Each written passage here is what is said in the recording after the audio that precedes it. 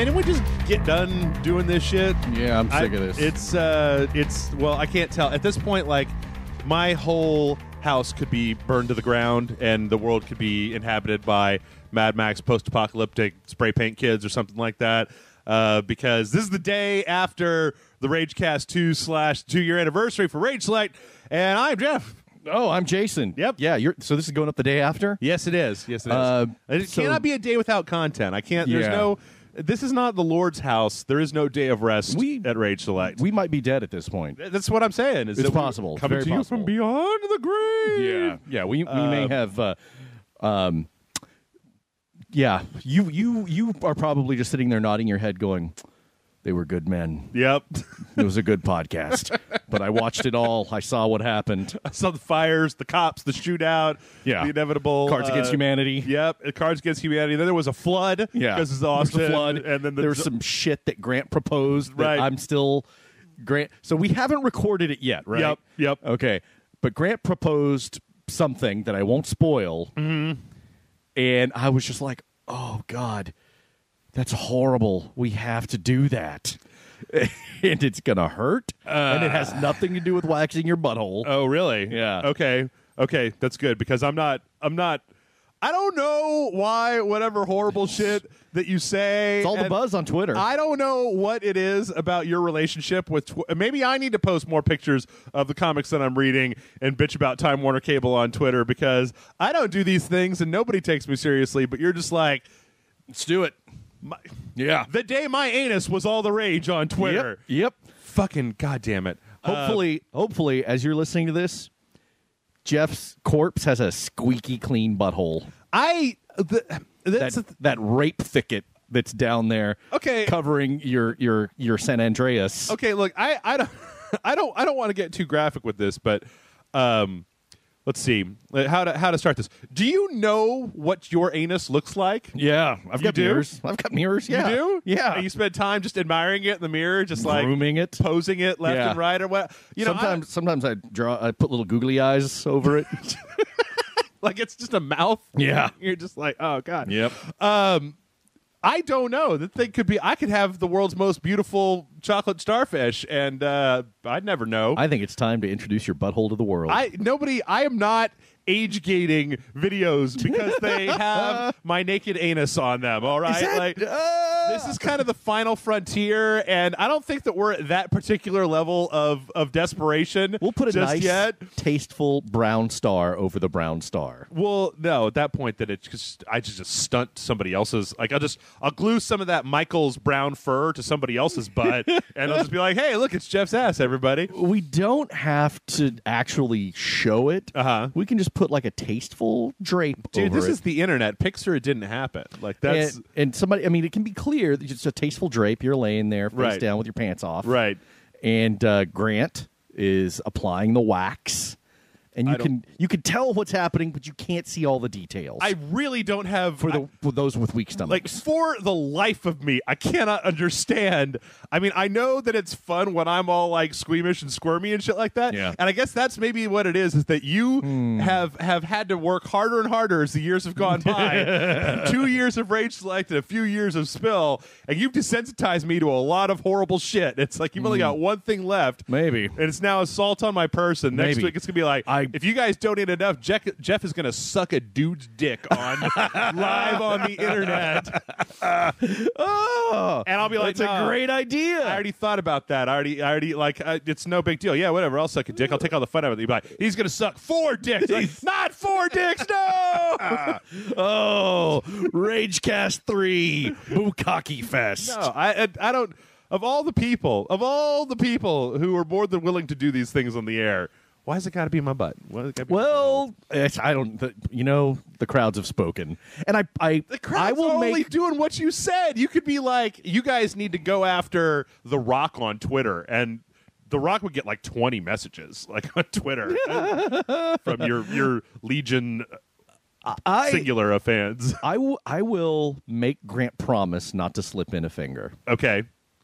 Well, that's not the issue. That's not the issue. I don't know. I'm trying to figure out what the issue is. The issue is making my backside. I don't have enough euphemisms for butthole at this point. And like I got a lot. a feature on the website. I don't understand. I just don't get. Okay, Here, okay. it's not going to help me get laid. Well, that's what I'm getting at. It might. It's not. It might. In certain bars, it would. Okay, not laid by ladies. I didn't laid specify. by ladies. Say we go to the I don't bar. know how many times I have to specify. with We you, go to motherfucker. the bar, right. and post waxing. Okay. And you are wearing a T-shirt that says "freshly waxed butthole." I got my butthole waxed, and all I got was this crappy T-shirt. Yeah. Okay. That's a conversation starter. That's you break the ice with that. Jason, I don't know why I have to keep reiterating this, but if I want to pick up dudes, I didn't say dudes. there are bars that are. You said dudes. You're the one that was talking about sucking dick. Okay, listen. Which is cool. Whatever, man. You're Like I've said before, you want to suck that dick, suck that dick. I don't know that I'm into. I don't know that I want to date anybody that is like. You know what I'm really looking for is an overweight guy who runs a website that has really hairy but butthole that's like super clean, super slick. What's also do bleach assholes? Why am I still talking about Oh, this? that's a good Why plan. am I still talking about We got to this? do the whole process. I'll bring a spray bottle full of Clorox. Oh, good. That sounds right. I bet it feels magnificent. Why bother? Exhilarating. Why just use one of those old school cans of Lysol? I'm sure that'll burn just as well. Oh, yeah. Feel the burn. Okay, That means it's working. We have to talk about something else because I generally tend to pick the thumbnail for the website based on what we talk about in this first segment. Yep. And I'm not taking a selfie of my butt. Welcome to the classiest podcast on the internet. It's so classy. Jason? What have you been up to? You haven't been on the podcast in like a month and a half, right? Has it been a month and a half? It's been a while. Shit, I don't know, man. Writing. Did you saw Avengers? Yeah, I saw Avengers. Did we talk? Yeah, we talked about that. We talked about it on The Witcher. You haven't Yeah. seen Mad Max yet? Still have not seen Mad Max. Nothing else has happened. You play anything? Or you been playing any games? Still been playing Minecraft? Still? No, actually, I haven't played much Minecraft at all. No, I've been doing a lot of writing, working on a new script. Allison's editing the novel I finished. Got an announcement Oh, coming do you? real soon. Not Oh, yet. Not yet. You dirty. I tease. know. You're a dirty It was tease. supposed to be like April, and then it was May. Uh-huh. Now I've got something. Hopefully, knock on wood. Right. It's out of my control, but hopefully, June. Okay. So real soon, June. Big for me, not huge, but you'll have the opportunity to read some of my writing if you so wish. Cool. All right. What's been? I mean, outside of the fact that Austin is flooding, which I guess is. Yeah. I mean, people who don't live here, they don't fucking care about that. Austin's flooding. It's fucking humid and hot. The mosquitoes are going to come take us away. Yeah, I don't know anything has happened in the last week. I sat here for 10 minutes, wait, what's it? Okay, what happened? Because you haven't seen goddamn Mad Max yet. No. How have you not seen Mad Max yet? I know. I'm busy. Yeah, I'm busy. I haven't really watched anything. I finally caught up on Flash. Okay. Watched all of Flash. and how is that? That was damn good. Yeah, Yeah. It kind of started to be when I was watching it. People have asked me a bunch of times whether I'm still watching it. It just started to get a little bit CW for my taste. Oh yeah. Sure. I don't know. I mean, just like I was watching that in Constantine, and then I was just kind of like, no, I just don't think I want to watch these anymore. I quit watching Arrow because Ollie's just a dick. Yeah, He's just a dick. wasn't he from the very beginning? He was. Okay. Yeah, but I just can't do it anymore. He's too much of a dick. Yeah, you know, it's- I tell you what, TV's been letting me the fuck down recently. Really? Like after Better Call Saul went off, like so. On Sundays, a lot of times I'll go out and get hammered, and then I'll come home and watch Game of Thrones. Mm-hmm. And last week, I couldn't even finish it. This season has just been Really? It's not. It's just. I haven't watched any of it yet. I mean, I heard some people were talking about it, but it's just been like, yeah, all right. No, all the political maneuvering and the character development and all this stuff, and these problems and this controversial thing happened, but nobody's gotten their head squished. Oh, this no head squishing. I mean, I'll skip this season. There hasn't been at least like. I feel like last season. Oh, we're talking very generalities. Like last season, there was a character that people have been waiting to see get shuffled off this goddamn mortal coil. Who got shuffled off this goddamn mortal coil? You're using the term wrong, but I get what you're saying. What? How am I? Is it He shuffled off his mortal coil. his mortal coil? The Yeah. mortal? I thought it was one coil. Nope. Okay. I think it's shuffle. Everybody has their own individual. Now I'm questioning it. Now I'm Slinky, questioning it. You're the writer. You should know. You know the euphemisms, right? I think it's shuffled off his mortal coil. I think this mortal. Okay, maybe. Well, I don't. Anyway, whatever Now, it is. now I don't know it all. He got kicked off the Slinky, and everybody was like, "Yeah, motherfucker! Woohoo! Finally, I'm so happy."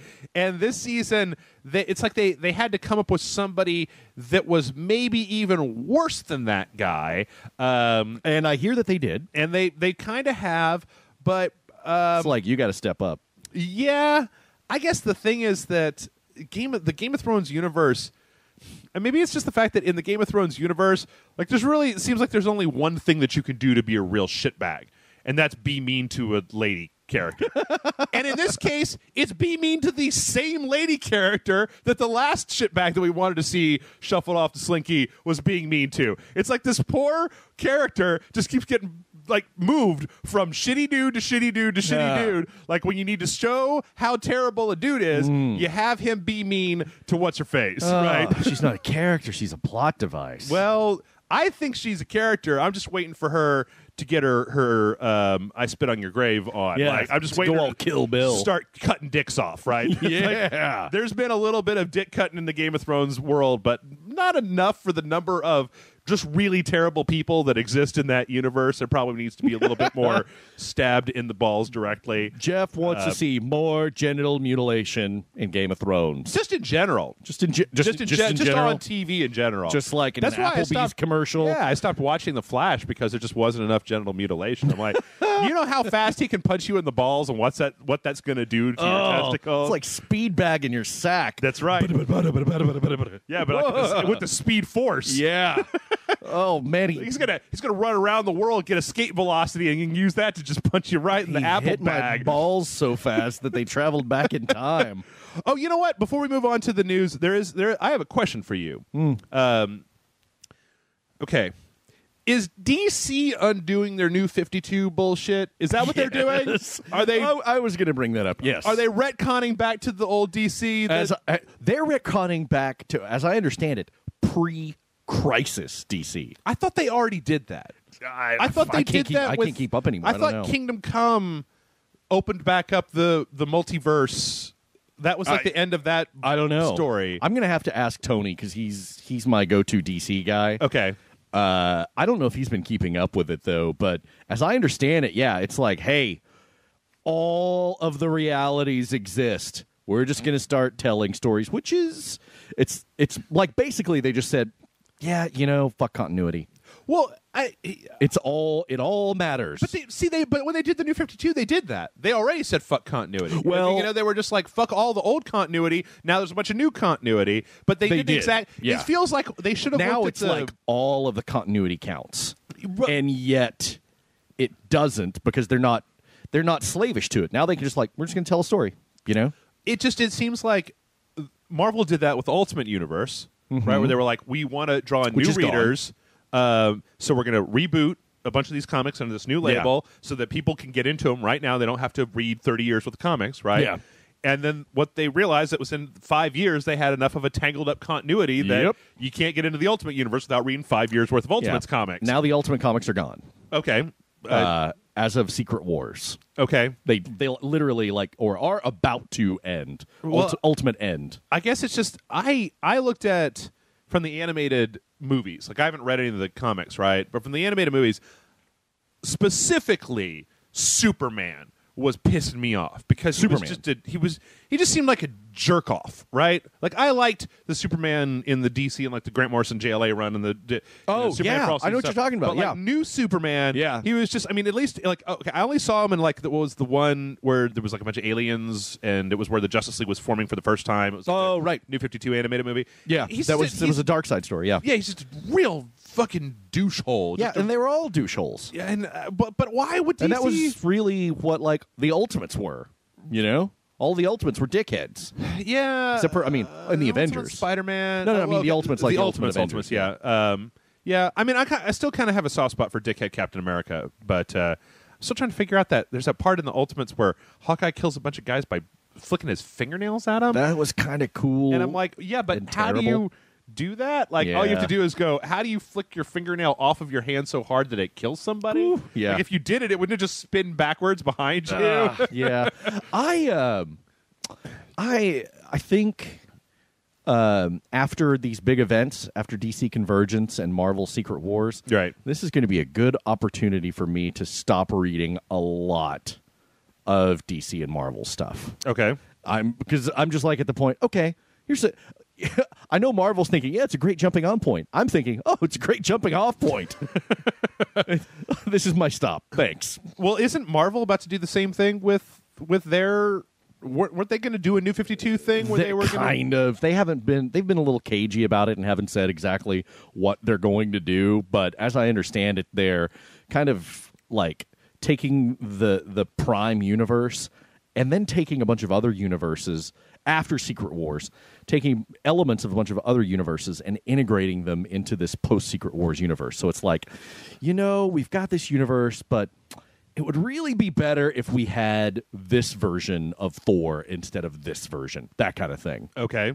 So I think they're just like using this, celestial reality bending bullshit to say book stuff. Yeah, to say, well, the Ultimate Universe is ending, but we really want to keep using these characters, so let's take a couple of them and put them in the main 616 and et cetera, et cetera. Isn't like Grifter part of the Marvel universe? No, it's or DC. It's part of the DC universe? Because DC bought Wildstorm. Okay. And Yeah. but no, Angela is part of the Marvel universe Thor's now. sister or Yeah, something. yeah. Like, why not just burn these characters to the Yeah. ground and fuck them, man? Because Neil Gaiman gave Angela to Marvel Right. as a fuck you to Todd McFarlane. Right.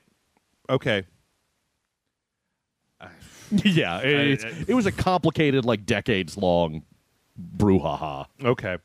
Well, I tell you what, nothing else pretty much has happened this week because, like, what are we going to talk about? We were talking about the Duggar sex scandal. Like, what are we going to contribute to that particular Yeah, thing? it's like, shitty. yeah, fuck them. Fuck Yeah. 'em. And so let's move on to video game news. We've got a fair amount of news this week, and the first thing is that 2K is teasing a brand new game with this whole Advent website. I don't know if you saw any of this, where it's like it's kind of one of those fake things called Advent Administration, and it's a fake website. It says, the Advent Administration strives to create a world free from hunger, pain, sickness, and war. We believe in global community of happy, comfortable citizens. And there's all this kind of teasy stuff. They put up posters in a few places, and people are like, what does this mean? Does it mean a new BioShock? Does it mean a new XCOM? Does it mean, what 2K property is this going to be? And unfortunately, I'm afraid that the fine folks over at 2K forgot that, like, when you're on the internet, that you shouldn't ever say anything, or else people will find it. What happened? Well, this is actually, I need to bring this up because it was when we ran the story on our website. Apparently, there were some people over on I don't know where, but people were linking in the comments to basically evidence that's like, oh yeah, it's XCOM. It's some new XCOM game. Okay. Which I think that it's an XCOM shooter, a la, what was that dumb one called? Oh yeah, yeah, NeoGaf. Here's a NeoGaf thread that has some posters that have basically a silhouette of the Greys from XCOM on it. I don't know, man. Are you like, you never really got into any of the XCOM stuff, right? I mean, no, you I did play the turn-based wanted to. one. I mean, I liked the XCOM 1 and 2, like the early PC turn-based. Dude, you get past turn 20? I was all, those games are hard, man. They're very hard, yeah. And then I liked what little I played of the kind of turn-based strategy one. Enemy Unknown, yeah. And then but I've never been like huge into them. Yeah, it seems like the sort of thing that should be pretty easy to do. I mean, XCOM Enemy Unknown was good. I never played the Enemy Within expansion, and then the Bureau just didn't really. Yeah, I mean, Bureau was fraught with problems. I still don't even know. It was just it committed the worst sin of all time of being okay. Yeah, it was just completely forgettable. Which I would have rather seen some broken piece of shit Goat Simulator, XCOM. Well, all of the XCOM games that came out in the last, were there just 2? There were those 2. Okay. I mean, because the thing is that the Bureau was in development for a long time because we had those old trailers with the weird aliens, right? And then Firaxis got. It was like what happened with Bionic Commando, right? Firaxis got picked up to do the reboot of the original game, which turned out to be the one that everybody liked, and then the actual game when it finally came out in the Bureau just didn't. I mean, I'm not saying it's a terrible game. Yeah. It's just it's not super good. It's not something I think about. Yeah, like, it was just like okay, whatever. Yeah, some kind of cover based third person shooter, a little bit of stuff. Seems like it should have been a lot easier to put together something really compelling, but somehow no. But what I wonder is, I mean, obviously this is going to be announced and big at E3 this year. I kind of wonder if BioShock is just done. With the departure of Ken Levine and the no, because they're still there, right? You remember, he's like him and 20 guys have a small studio, but then they fired all the rest of Irrational. Yeah, I mean, like as far as I can tell, I mean, I liked BioShock Infinite. I liked BioShock 2 for fuck's sake, but I just don't think that BioShock Infinite made enough money for them to consider. Well, I know it was a critical smash, but I didn't know how profitable it was. You know, and it really seemed like it was opening a door to a much larger experience. See, here's the thing is, I think it reviewed well critically, but I think it's one of those games that doesn't, that like the day that it came out, the critic scores for it were pretty high. It's very impressive the first time around, right? Mm-hmm. But like, so that was year before last, right? 2012. So 2012, I always remember my top games of the year, right? My top 4 games in 2012 were BioShock Infinite, Last of Us, Grand Theft Auto 5, and Saints Row 4. And I will tell you this right now. I have played Grand Theft Auto 5 and Saints Row 4 way more than I have played BioShock Infinite or Last of Us. Yeah. I mean, Last of Us just doesn't have as much like going back to replay value as either of the other 2 games. 2 of those are very crafted experiences where it's pretty linear. Yeah. Whereas the other 2, Saints Row and GTA, they're sandbox, and you can experience a lot of stuff without having the game hold your hand and taking you through it. And so I think it just it makes it a lot easier to have replay value.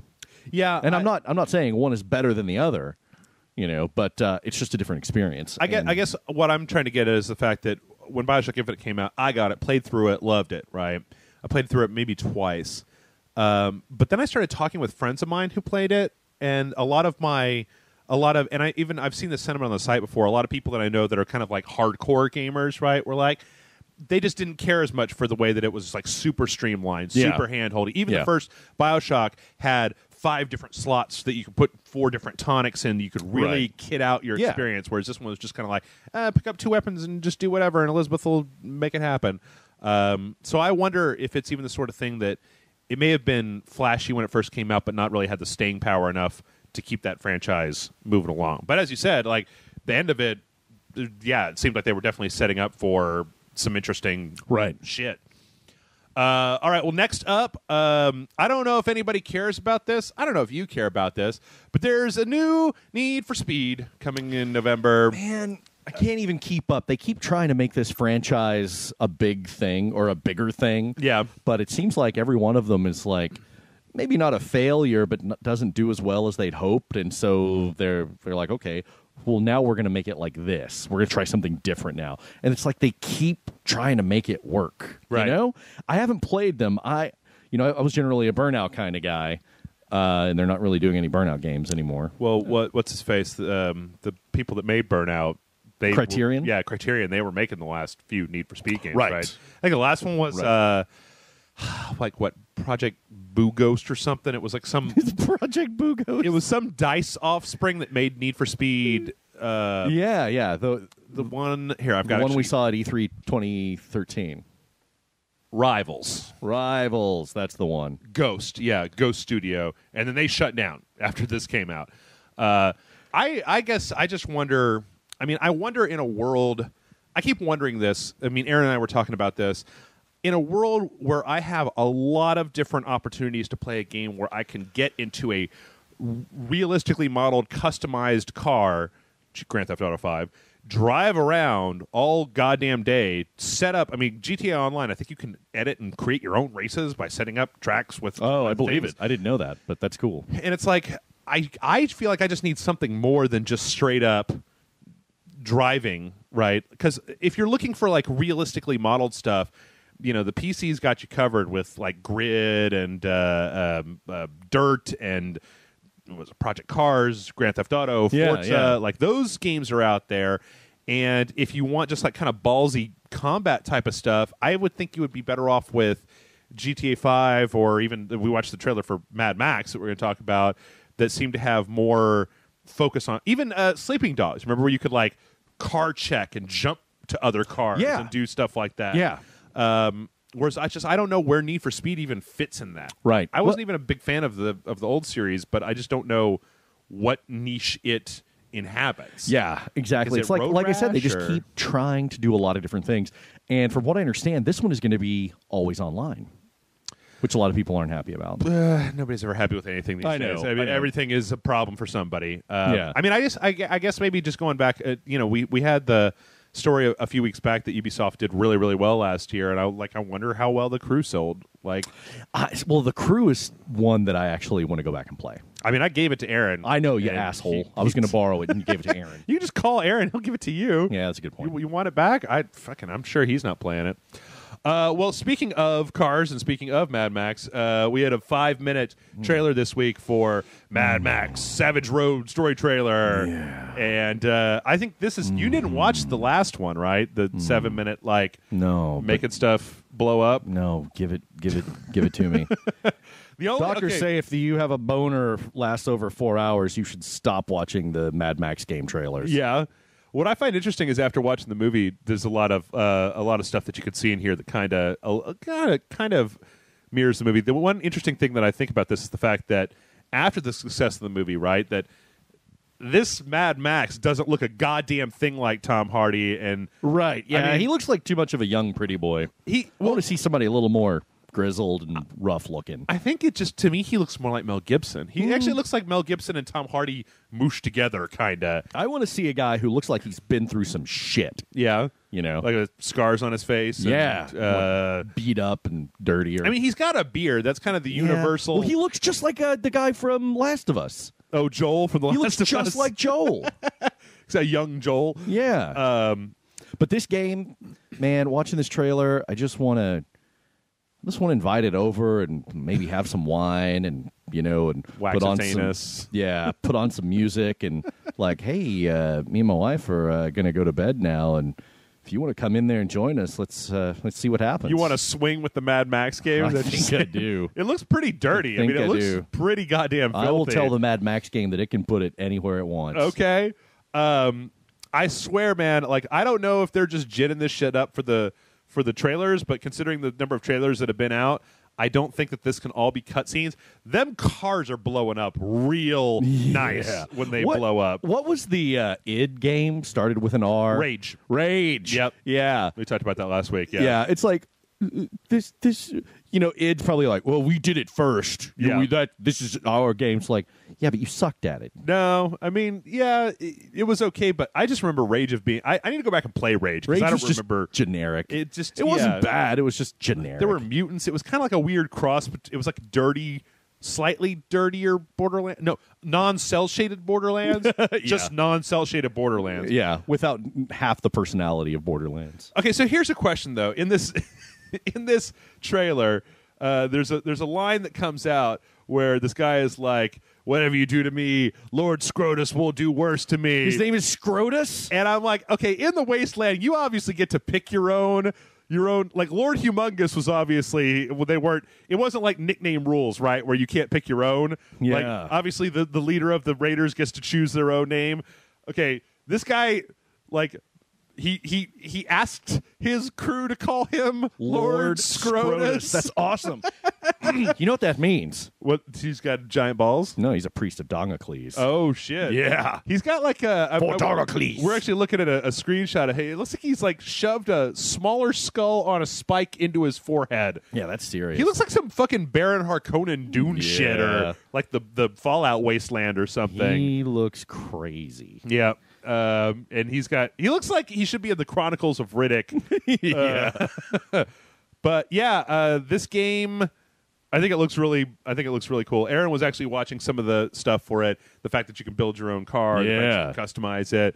I was talking with John about it. He was reading a thing where he said that there's some scenes where you see a little dude in the back of your car. That's the guy that you're helping out that you come across. Yeah, well, that actually, I remember that from when we saw this at E3, 2 years ago. 3 years ago. Was it 3? No, it was 2 years ago. Was it 2 years ago? Yeah. No, E3 this year is going to be like 2 weeks from now, right? Yeah. No, it's 2 years ago. Last year we didn't go. Year It was before E3 yeah, okay, 2013. Yeah, okay. Yep, Yeah. Yep. Sorry. And that guy, he rides around on the back of your truck, or at least this is what he was in the earlier version. He rides around on the back of your truck, and he's your gunner. Yeah. Yeah, this In the back of your car. We've seen in a bunch of different different trailers. I just hope that there's some like in a lot of the. I mean, I seriously I don't remember very much about. I actually tried watching Road Warrior. Yeah, it doesn't like I have it on Blu-ray. It doesn't hold up super well. Like just the cinematography and the pacing and stuff like that is just. Not, but what I didn't get to the actual car parts, but in Fury Road, and this isn't a spoiler, there's a lot of going between different cars as they're going in one direction, right? Yeah. I mean, I hope that the car parts of this game have some of that. Yeah. I mean, I don't know how you do it because it seems like Max is driving the entire time, but I don't know. Also, how do you say his last name? Do you know how to say Max's last name? Rockatansky. Okay, great. I just no idea. Yeah. All right. Well, next up we got 3 trailers. I was like, Max is his last name. His first name is Mad. Mad. There's also a little part in this trailer that's just like some dude with a wolf head. And I'm like, great. But our next trailer is Until Dawn, which is Jason Crack. And I bet this is a game where I'm going to play through it like once in an afternoon. Be like, okay, that's good. Yep. Probably, I bet it's very short. I bet it's very short. For those of you who don't remember, this is the kind of cabin in the woods horror movie game where you have a bunch of douche holes and there's a killer on the loose, and as you make decisions, you're going to see people die or not die, and there's a bunch of different endings that you're going to be able to get to. It probably plays like and it certainly seems that they're hinting at that, being like a Telltale type thing. Yeah. You think that there's... That's what I'm thinking. I mean, like, it's hard to tell from the trailers. It could literally be anything. It could be a third-person fucking cover-based shooter for all we know from this trailer. But, but I can see that. I think that one of the things that really struck me about this trailer was the fact that, like, they show here at the beginning, they show the kids in the cabin. And I think they've done an excellent job of modeling what look like unknown B-grade douchebag 17-year-olds from a horror movie. Yes. Like, I don't recognize any of these kids, and I'm not sure exactly what's going on, especially this main guy. Looks like the kind of generic, slightly ethnic dude that you have. It's like, what do you do when you're playing a game where you want all of the characters that you're responsible for to die? Yeah. You watch a lot more horror movies than I, Jason. Do you find that happening to you more often the older you get? Yeah. I mean, back when I was a kid, I didn't care. I was right. like, oh, okay, yeah, this guy died and this guy died. And occasionally you had one guy that you, like, really hated. Right. I watched a movie recently called Extraterrestrial. E.T. Steven Spielberg. That was the one. No, it was a horror-ish sci-fi film called Extraterrestrial. A bunch of jackasses at a cabin in the woods, and aliens invade, and shit goes horribly, right? And all of them, I was just like, man, fuck every one of these people. That's what I think the problem that I had with I finally saw It Follows. Oh, I haven't seen that yet. And I think that, like, so I was actually talking with somebody about this last weekend when I was out, because I think the Babadook just went on Netflix, right? So everybody can watch the Babadook. And I was like, yeah, I saw It Follows. And I think that the problem was that It Follows was a bunch of douchey teenagers sexing ghosts at each other, right? Like, because that's how you get the ghost and It Follows is you bone somebody, right? And I'm like, I just have a lot less sympathy for you dumb 17-year-olds than I do for this harried, like, 43-year-old widow with the demon child in the Babadook. Right. Who's just trying to live her goddamn life. And you're like, woo, let's party and fuck. And then, like, oh, I got ghost herp. Right? Agreed. Plus, there's this crazy, I mean, like, the other problem with It Follows is that whenever you hear it, like, and you know about what happens, and basically, you know, you get this ghost, and the only way that you can get rid of it is you have to have sex with somebody, and it passes it along to them, and this thing basically just walks in a straight line towards you. Yeah. And it's like, okay, so wherever you live, right? Let's say that I live here, and you're gonna die, right? Get on a fucking airplane, fly to Amsterdam, get your bone on with the prostitute. Yeah. Fly back. It's going to take that ghost like several years to walk back over across the ocean to you. Exactly. It has to literally walk from wherever it is to where you are. Yeah. Like, come on, man. Or like, just fly somewhere, you know, fly to Amsterdam, don't have sex, whatever. Right. And then once the ghost shows up, years later, fly back. Yeah, just be like, hey, I'm getting on a plane. So the ghost just like, oh, God damn it. Yeah. Or just, you know what? Like, I mean, what somebody had made this. Somebody I was talking to or on a website or something had this brilliant plan, right? Like, fly to, like, okay, so we live in Austin, right? Let's say that I caught the ghost herp, right? Yeah. Fly to New York City, find some skanky prostitute, sleep with her. Now, she's going to sleep with a whole bunch of other people, right? Yeah. And the thing is that when the ghost kills the person that the current person that it's locked onto, it then moves over to the next person that the last person that had sex with that person, right? So it moves from person A to the person who had sex with it beforehand. So if you give it to like a professional working lady who has sex for money all the time, she's going to not even know that she's got the ghost herp because that guy's going to die and then she's going to have sex with somebody else. In fact, it's probably going to be a whole different movie where you got some hard-boiled cop that's trying to arrest her and she's like, but the ghost is going to kill. There you go. Boom. Anyway. That's brilliant. Until Dawn. That's the sequel. That's right. It follows 2 gangbang. If I could figure out, like, look, all it takes is 2 people that are just kind of like know what they're doing, and for their lifespan, you can keep the ghost at bay. I'm going to live in California. You're going to live in New York City, and whenever the ghost gets near me, I'm going to fly over. We're going to bone. You get married, I'd be like, oh, hey, Mr. Johnson, sorry, I don't. You know, we just got to get this real fast. I'll be 5 minutes, and then I'm going to go back to California. Right. And then the ghost is like, oh, God damn, and turns around. It's basically playing keep away with your semen ghost back and forth. It's like Marco Polo. Right, exactly. So if I can figure this out, then a bunch of douchebag 17. Fuck them. Anyway, back to Until Dawn. This game looks cool, but it's one of those things that you really need to play because it's hard to tell from the trailers exactly what the fuck. Yeah, I'm curious. It still could be a big pile. It definitely could. We saw 7 minutes of Batman. Batman's close, man. We got this whole sexy time party with Mad Max. Yep. Batman Dark Knight is definitely on the invitation list. Which is higher? Whose name comes first? Comes in alphabetical order? You got to put Batman on the list. You know Batman longer. Oh man! But Mad Max is all brand shiny and new, right? Yeah, like, ooh, that's tough. Who is that new girl? I've been with Batman a couple of times. Let's go for the new frontier. You know, you're wandering dangerously close into Kayla's weird MySpace letters about some dude who made these extended video game metaphors about the women that he was dating in his life. Oh yeah, that weird shit. Yeah. So yeah, this was 7 minutes. I don't think that we really saw much new outside of Poison I'm Ivy. excited about it. Don't get me wrong. It's. Ooh, I was going to ask. It's good stuff. I think the only thing that one of the things that kind of struck me was, so this one has Poison Ivy in it. 2 things about Poison Ivy. One, like, it seems like she has like a real person's face. Like, she doesn't just seem like sex Poison Ivy. Like, she looks like a person. Yeah, right? she doesn't look all like she's got some flaws in her face. Yeah, she doesn't look like fairyland sexy, like she came out of Rivendell or something. Right. You know? Like she's just like fed she's just through radiant. the video game Sexotron to turn her into. Yeah. I was noticing that too. Yeah, I mean, she looks more like a real person. It's cool.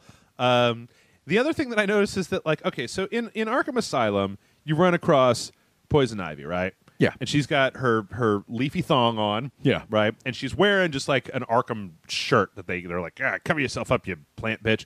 Right? Whatever. She got this shirt on. But here she's wearing the same, and I think this is the third time, because I think that in Arkham City she was also just wearing like a shirt all open at the bottom and just buttoned in the middle. And so in this universe, that is her preferred costume, not the leaf one piece or anything. She's just like, I need a guy's shirt or else nobody's going to know who I am. Yeah. Why don't you just go to Forever 21 or whatever and get yourself a nice dress. Get a Hot Topic. Yeah. Get a or if you, I mean, like, I have to assume that the leaf thong was something that you made outside of just a bad side effect of the greening that happened to you.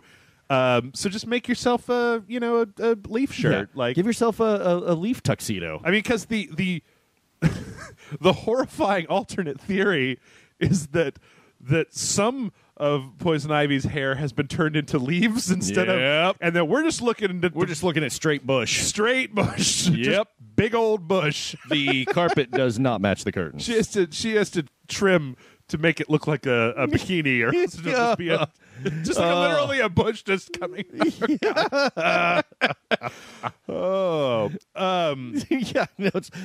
That's actually a fern. That's right. Growing out of your business. Also, is it like, I don't know, is it creepy that she talks to plants? Like in the trailer, she like just gets a branch and then is kind of just having a conversation with this branch. Yeah, I mean, it's like, you just want Batman to just go, oh, okay, just whatever. Look, it's you weird bitch. Yeah, I've met Swamp Thing. All right, I know what I know what plant power is really all about. Oh god, that was a pretty nice part though. Well, not leave people to the trailer, but there's a kind of a nifty part about Batman. Yeah, that was pretty slick. Yep. All right. Do you want to put down money? Do you want to put down money right now on Arkham Knight? Are you gonna shoehorn Joker in there somewhere? Are we going to see Joker in Arkham Knight? Yeah. Somehow. Yeah. I mean, even if it's like a simulation or a hologram. It's not going to be Joker free. Right. Okay. Also, there was some other things. They got a bunch of skins coming for it. One of them is Justice League 3000 or something, and one of them is Batman Beyond. It looks kind of weird. They've got the there's Dark Knight Returns. Dark Knight Returns, right. They've got an Adam West skin along with an Adam West Batmobile skin. Apparently, some of the PlayStation 4 exclusive content are those, and then giant scarecrow over Gotham, and you're shooting with they're really trying hard to get people excited about the Batmobile. I'm really not excited about the inclusion of the Batmobile in here. Like, really? I totally am. I mean, it looks like you're just driving from place to place. I mean, between traversal and, like, I guess it would be different if they really integrated it as a different, like, you know what I would like to see with the Batmobile? I'd like to see maybe, like, add a thing where you can only carry 4 gadgets at a time, and you have to go back to the Batmobile to switch them out, right? Okay, that's kind of cool, but you know how I like running shit over in video games. I tell you, I made sure to make you watch in that trailer. There's a part where Batman just fucking checks a car, like a civilian car that's got people in it, and he just hits that thing and it goes flying off the road. Yeah. It's like, okay, well, I hope that in the beginning of the game, I just want Superman to show up and go, Bruce, what the fuck, man? Right. There's 600 people in the I had hospital. to get to the police station. That's right. This is my city. I do things my way. I had already subdued Poison Ivy and was taking her to the GCPD station and just felt the need to fucking check a car off the road at the same time. All right, we're going to speed this up a little bit. Next up, Ubisoft has listened. Assassin's Creed Syndicate is not going to have some kind of garbage-ass Facebook phone bullshit horseshit app that you have to play in order to unlock all the chests or do whatever. Okay. You haven't been on the show since they announced that, have you? No. You seen the trailer for it? No. Really? Wait, for Syndicate? Yeah. For Syndicate, yeah. I have. Okay. Yeah. What do you think? We'll see. Yeah. It's like, okay, is it broken?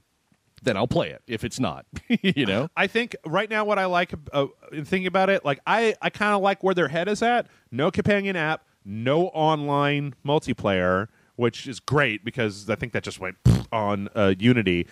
Grappling hook Batman style and savage London gangs beating the shit out of each other. Okay. You know. Yeah, that's fine. But is it going to be broken when it comes out? I hope not. I hope they learned their lesson. I mean, Well, did you see that apology video they released? No, everybody talked about it. I haven't actually seen it. Our bad. We promise we won't fuck you again with Syndicate here. It's going to be great. But the first video is just like, man, all that negative criticism really hurt. It's like, well, yeah, I bet people who bought a broken fucking game really hurt. Yeah, you know what? I don't cook people my horrible food that I don't know how to make and then get mad at them when they're like, this tastes like dog anus. And I'm like, Right. Of course it does. I can't even make a grilled cheese correctly, motherfucker. It was part mea culpa, part, well, we really got our feelings hurt because we worked really hard on that. Well, it's not hard enough. Yeah, I mean, I'm the last person in the world to say kind of like fuck your feelings, but fuck your feelings. Like, if you make a bad movie, that people have been throwing that argument in my face since Spill. Yeah. What about all the people who worked on this? They got paid. All right? Right. Well, they didn't set out to make a shitty game. Well, guess what? They succeeded in making a shitty game. And I'm sorry if you're a game developer, and I appreciate that, like, your modeling of a monster has nothing to do with how good that monster is in a game. Generally speaking, you've got upper-tier production people making those things. But I'm not going to add points to a score because you tried your best. Yeah, exactly. Because at the end of the day... What kind of bullshit millennial, you get a participant ribbon, everyone's a winner mentality is that? Fuck that. No, some people are goddamn losers. Some people fucked up, and they need to know that they're fuck-ups for fucking up. So fuck them. Yeah. Ooh, that was... yeah, into that one. No, I was having a conversation with Aaron yesterday about this, about Murdered Soul Suspect. And the other thing is that no matter what I give a bad game, if you are a programmer on a game that got released, even if it's like somewhat broken, the rest of the game industry doesn't give a fuck. Yeah. The rest of the game industry isn't like, well, your game only got 30% on Metacritic. We're not hiring you. They're going to go, oh, well, you made all this thing. You were an artist. Like, come here. Let us pay you. Yeah. Etc. So, well, yeah, see, I know there's a lot of moving parts. And, what about all the other people who, the sound design was perfect on that game. You can't tank the game because the sound design was great, but some of the graphics were fucked up. And it's like, well, that's like saying, oh, the pickles were rotten on my burger, but the rest of the burger was great. Yep. So I can't say it's a bad burger. It's what, we just can't judge anything based on quality anymore because a bunch of people tried real hard. At this point, I mean, there was a review, like one of the last reviews that we did, and I think it was for a game that I didn't particularly enjoy that was on YouTube, and somebody on the comments, I mean, of course, I haven't reviewed anything in 6 months, 8 months, or whatever, and somebody came into the comments and was like, oh, if you hated this game so much, why'd you even review it? It's like, because I hated it, and people wanted to know what my opinion was. Like, go fuck yourself. What kind of reasoning is that? Eat shit. What are you talking about? Like, I was reviewing everything that I deemed appropriate to review. I played the game. I was going to do a review for it. Why do you fucking care whether I like it? If you didn't like me talking shit about it, why are you still listening to the video? Boom. How about that, YouTube person whose name I don't even remember? Xbox One controllers are getting a rework.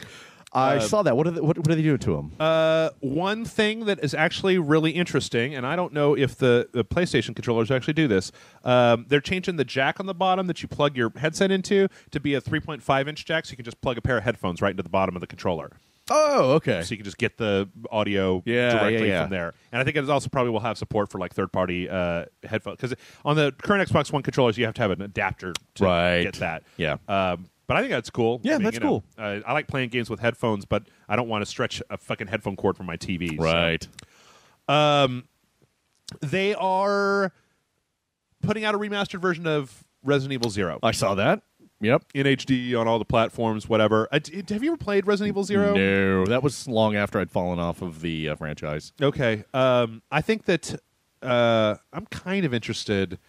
I mean, I've played it a little bit, but it was on the GameCube, and so it was still a little, it's one of those parts of Resident Evil. But see, I never played Nemesis either. I played a lot of them run together for me, like 3 and Code Veronica and all that.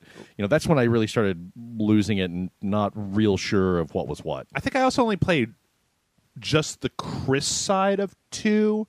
Because you could play 2 as either Chris or Jill, right? Yeah. And I think I only played through it one time and then was like, fuck it. But I don't know. Sure, man, put out some more Resident Evil. This is Capcom, though, and I don't know what the fuck Capcom thinks it's goddamn doing. Like, they've lost their ever-loving minds. There was a story that I dropped that was all about Street Fighter 4's release on the PlayStation 4 is so spotty and terrible, but then it was a port done by a third party.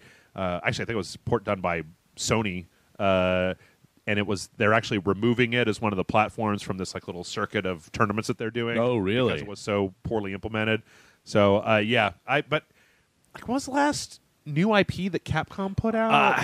There's got to be one. I'm sure somebody's going to correct us, but it's Capcom is, like a lot of other companies, just kind of recycling stuff, Nintendo.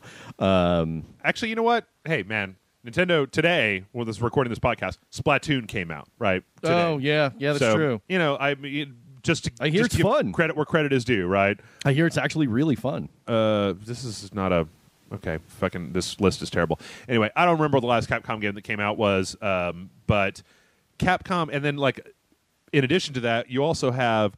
a few weeks ago, there was a quote that I feel like was taken out of context from the CEO of Konami that said that going forward, they were going to pretty much focus all of their efforts on mobile games. Mobile games, right. Right. And he came back and did an interview that they said up here that apparently if you take a slightly different translation and you take the surrounding context of that quote, it wasn't exactly saying that. They are going to continue fleecing people with the Metal Gear and Silent Hill franchise.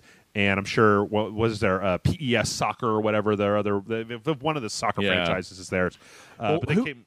The original Castlevania guy, Ikaragi. Ikaragi is making something that sounds just like a Castlevania game. Oh yeah, did you watch his Kickstarter video? No. There's a great part where it starts out with a voiceover of him talking, and he's sitting in a gothic chair with a glass of wine, all dressed up, and then he throws it down, and then like just walking around this castle where there's all this creepy shit, talking about the game he wants to make, and it's basically Castlevania, and I'm like, I can't say enough good things about the Kickstarter era in which we live because, motherfucker, we could have a Castlevania game again that is not some 3D horse shit and is not some rebooted crap and is not on the DS. It's like a full-on game.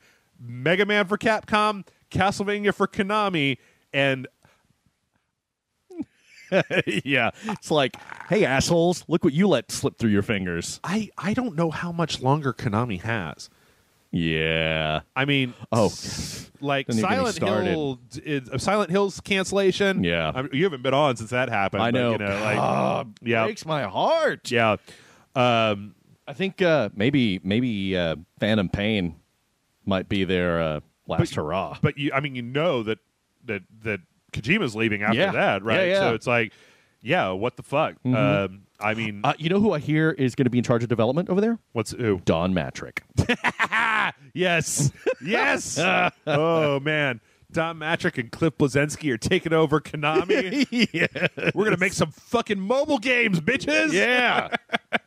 Oh, I would love that. Yeah, I don't know. I really, it makes me more curious than ever to play. I mean, I was already hyped, but I want to play Phantom Pain just to see if I can spot a thing that would end up being like a breaking point between the two. Oh, because the thing is that there's this weird cognitive problem that where Kojima's like, I always plan on leaving Konami after the end of this game anyway. Right. Well, then why the fuck did you sign on to do Silent Hills? Yeah. Like that doesn't make any sense.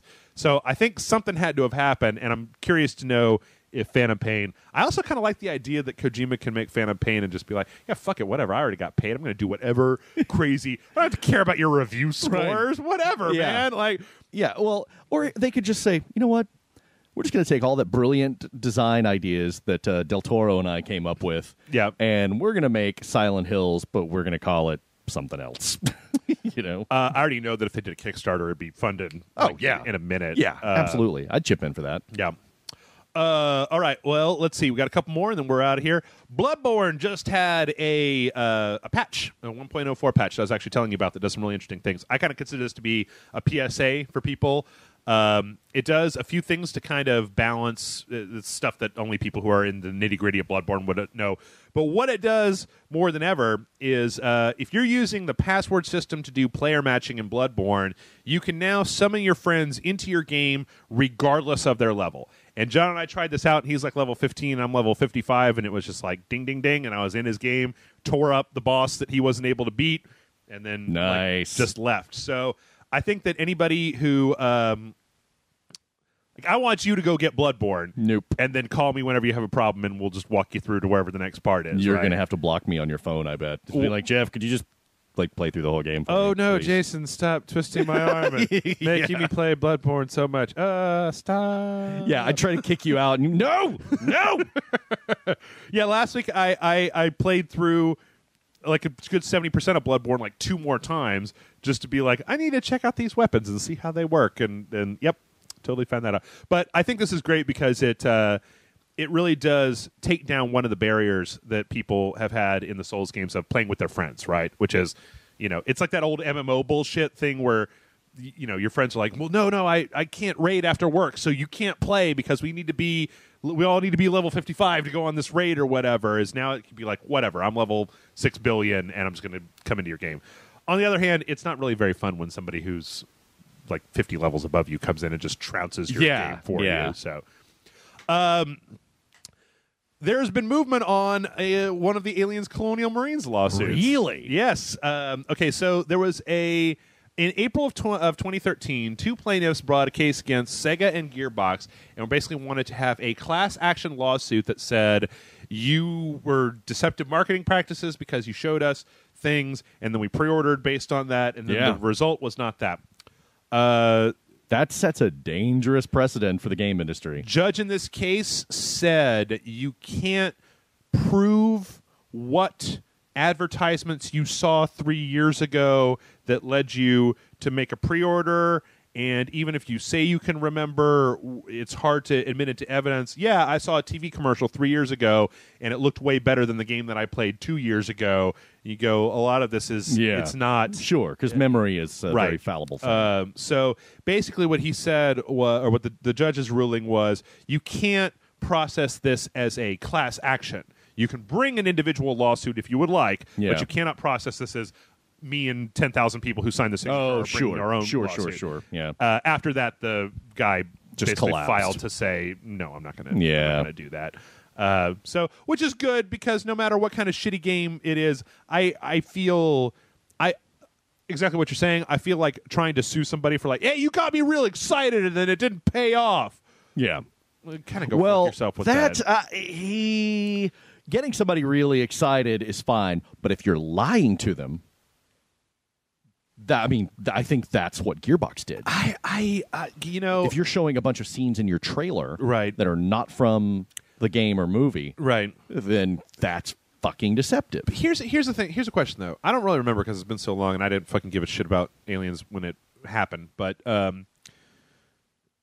were there trailers that showed the PC version? Was the trailer for the game cut from the PC footage? Or was it the walkthrough at E3 a year before the game came out? Yeah, that's the thing that people are looking at. I don't know about the trailers. I was thinking of the E3 walkthrough, and I don't know because I haven't watched it in a while. But I mean, I saw that walkthrough live, right? But I haven't seen it in a while. But I mean, generally speaking, most of the times when they do that stuff, there's some shit up on the screen that is like, "This is alpha footage. Does not represent the full." Like, and if that's the case, then you can't sue on that basis. I mean, the thing is that I think from what I think that Aliens Colonial Marines, of course, is a steaming pile of dog shit, right? And that from everything that we heard, Gearbox fucked it up because they just were like, here, whatever, we're gonna work on Borderlands 2. Sure. But in the advertising, I don't remember seeing anything in the advertising that was misleading. It would be like it definitely looked worse. I could be wrong, but when you looked at the comparison shots between the final product and what they showed, right? Yeah, the lighting engine is different. It definitely looks worse, right? But it's not like this looks like a 16-bit NES game and this looks like a PlayStation 4 game, right? There's degrees of difference, and I don't know. At this point, there's so many goddamn ways for you to see a game that has just come out before you buy it without pre-ordering it. And I'm sorry, but no pre-order bonus has ever been worth getting fleeced one time by a shitty game like Aliens Colonial Marines. Why would you ever do that? I mean, I know that I'm on the high horse about pre-ordering and people have all their reasons, right? But if you're not 100% certain, then why? You're protecting yourself by just keep your goddamn money in your pocket and then get the game when it comes out. Yeah. Anyway, we have one last story. Jason, I think you're going to be excited, and then immediately let down. So, you know that Star Wars battle pod, right? Yep. Yeah. It's pretty cool. The headline of the story says, Star Wars battle pod could be coming to a living room near you. Right on. What do you think that means? Just from the title, Okay. from the headline, Yeah. I think that it means that they're going to put that game on home consoles. No, they will sell you a Star Wars battle pod for $35,000 if you so desire. Wow. Yes. Not worth it at all. And you've played one? Oh, yeah. Oh, yeah? Yeah, they've got one at Dave & Buster's. Oh, okay. Yeah. How much did it cost to play? Well, Dave & Buster's does that stupid sleight of hand thing Right. where you can't really tell exactly how much money, and I didn't want to bother to, okay, this is this many credits, and this equals this. You know, it's like Xbox used to do before it was 1-to-1 ratio. Oh, yeah. They don't want you to know exactly how much you're spending. Right. It was expensive. It was cool. Yeah. It was more of an experience than a game. It was very much an on-rails shooter. Okay. You know? Could you game over? Was it possible to get game over? But I think so. if you did, then I mean, okay, so there are 5 missions on there. Okay. And this might be a setting in the game. I'm sure it is. But yeah, there are 5 missions on there. There's the Battle of Yavin. Okay. There's the Battle of Hoth. There is the speeder bikes on Endor. Okay. And then the Battle of the Moon of Endor. Mm-hmm. And then there's one that they made up for the game, which is just where you are Darth Vader flying around in the wreckage of the destruction of the first Death Star. What? Just like while sad No. God emo music plays over the top of it? You're trying to clean out the rest of the rebels and recover the remains of the super laser. Oh, okay. And it's pretty cool, but they're all very short. Mm-hmm. And even if you finish the game, if you finish one of the missions, it's like, okay, good job. And then like the door opens and that's it. Get the GTFO. Yeah. Okay. That's the one I played. You know, they probably have settings to where you can keep playing or whatever. Right. You know, that you can turn on in the controls or whatever. But yeah, it was like, okay, yeah, good job. Thanks for playing. I was telling Chepo when I went to see Avengers, was sitting next to him, and I was telling him about on the Oculus they have a second Death Star battle thing where you basically fly an X-wing, and it's really rough, right? Yeah. Really, really super rough. But you can like look around, you can look at the HUD on the X-wing and stuff, and like it was just like his pupils just dilated, like it just shot heroin into his bloodstream. Yeah, yeah. No, I mean the battle pod is fun. Like when you're taking off on the Battle of Hoth, you get like a fan blows a cool breeze on you, and you've got 180 degrees of visibility because it's like half of a sphere. So it's cool. It's a cool experience. But as far as like video games go, Right. $35,000 is a lot of money. And if you were to port that onto like a home system, Yeah. $60 would be a lot of money. Yeah. Well, it sounds like it. I mean, it sounds like it's made as a 5-minute experience. It's like Star Tours, not TIE Fighter. Right. Right. You know, it's like playing the old Star Wars arcade game. Right. You know? Well, Which, you know, it's a rails shooter. I still think I'd like to try it out. It's cool. It's like, you know, no, don't get me not wrong. more than like $10 if it's 5 minutes long. I mean, like that's No. about as much. No, you don't pay But $10. $5? No. I don't know how much arcade games are now. Yeah, They're no, like, it's not $10. I cost don't remember. $26.50 per Pac-Man. Right. Yeah, no. If it's definitely worth playing, and it's really cool, but you got to realize what it is. You know. Yeah. It's a very brief experience that is just a kind of a sensory overload, and it is very pretty and it is fun. Okay, cool. Well, with that, we are done with news, so we're going to take a break. When we come back, we're going to do emails. So stick around, and we will be back momentarily.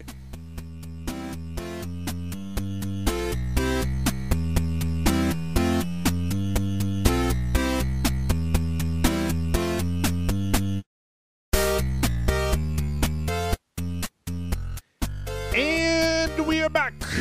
Jason, we're back. Yes. Hey, do you know where I can get like some hardcore blue meth? Oh yeah. Yeah? Yeah. I know a guy. Because today I drank like a 14-ounce Red Bull and like like 48 ounces of coffee. Yeah. I probably just go to sleep right now on the air. Is this before or after you shit your pants? Oh no, that's what happens when I'm asleep. Right? Generally speaking, I don't tend to shit my pants when I'm awake. Ladies, yeah.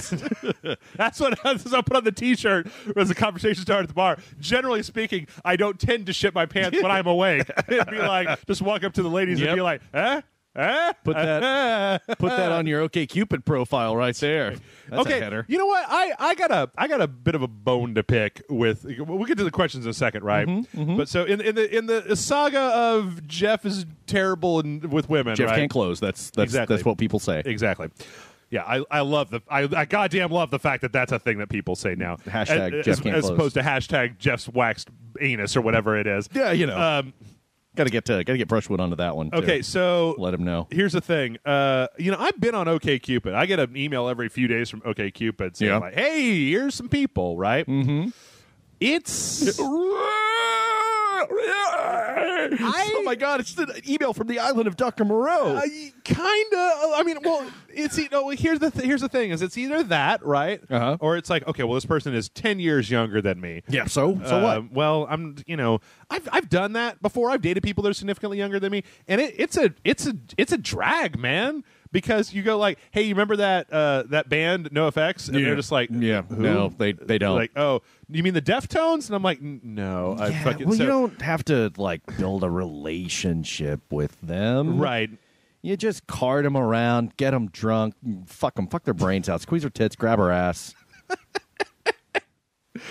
Oh my God, I really was quoting a movie and I don't even remember what it was. I think it was Fast Times at Ridgemont High, but I'm not sure. Yeah, it's either that or it's like if the woman is even remotely fit, right, and then you go and you read her and that's not like Nick Hodges fit, but just like like not. Oh yeah, like in shape, right, in shape. Yeah, which I'm not looking for supermodels here. Yeah. Just people that are relatively good because we were about to have a serious talk. Oh yeah, should I just take that off my? Okay, you want the supermodel?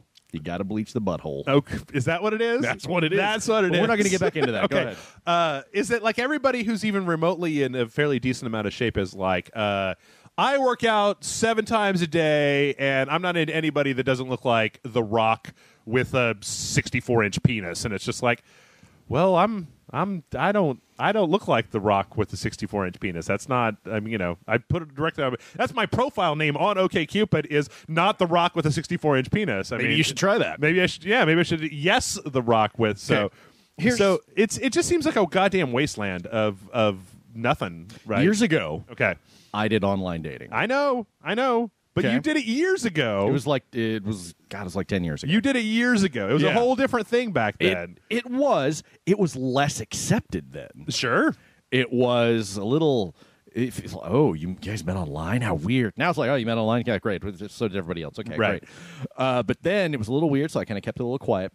And Allison brings this up, and if she were listening to this, she would be like, and tell them what you called it, right? Which is the point of the story. Yeah.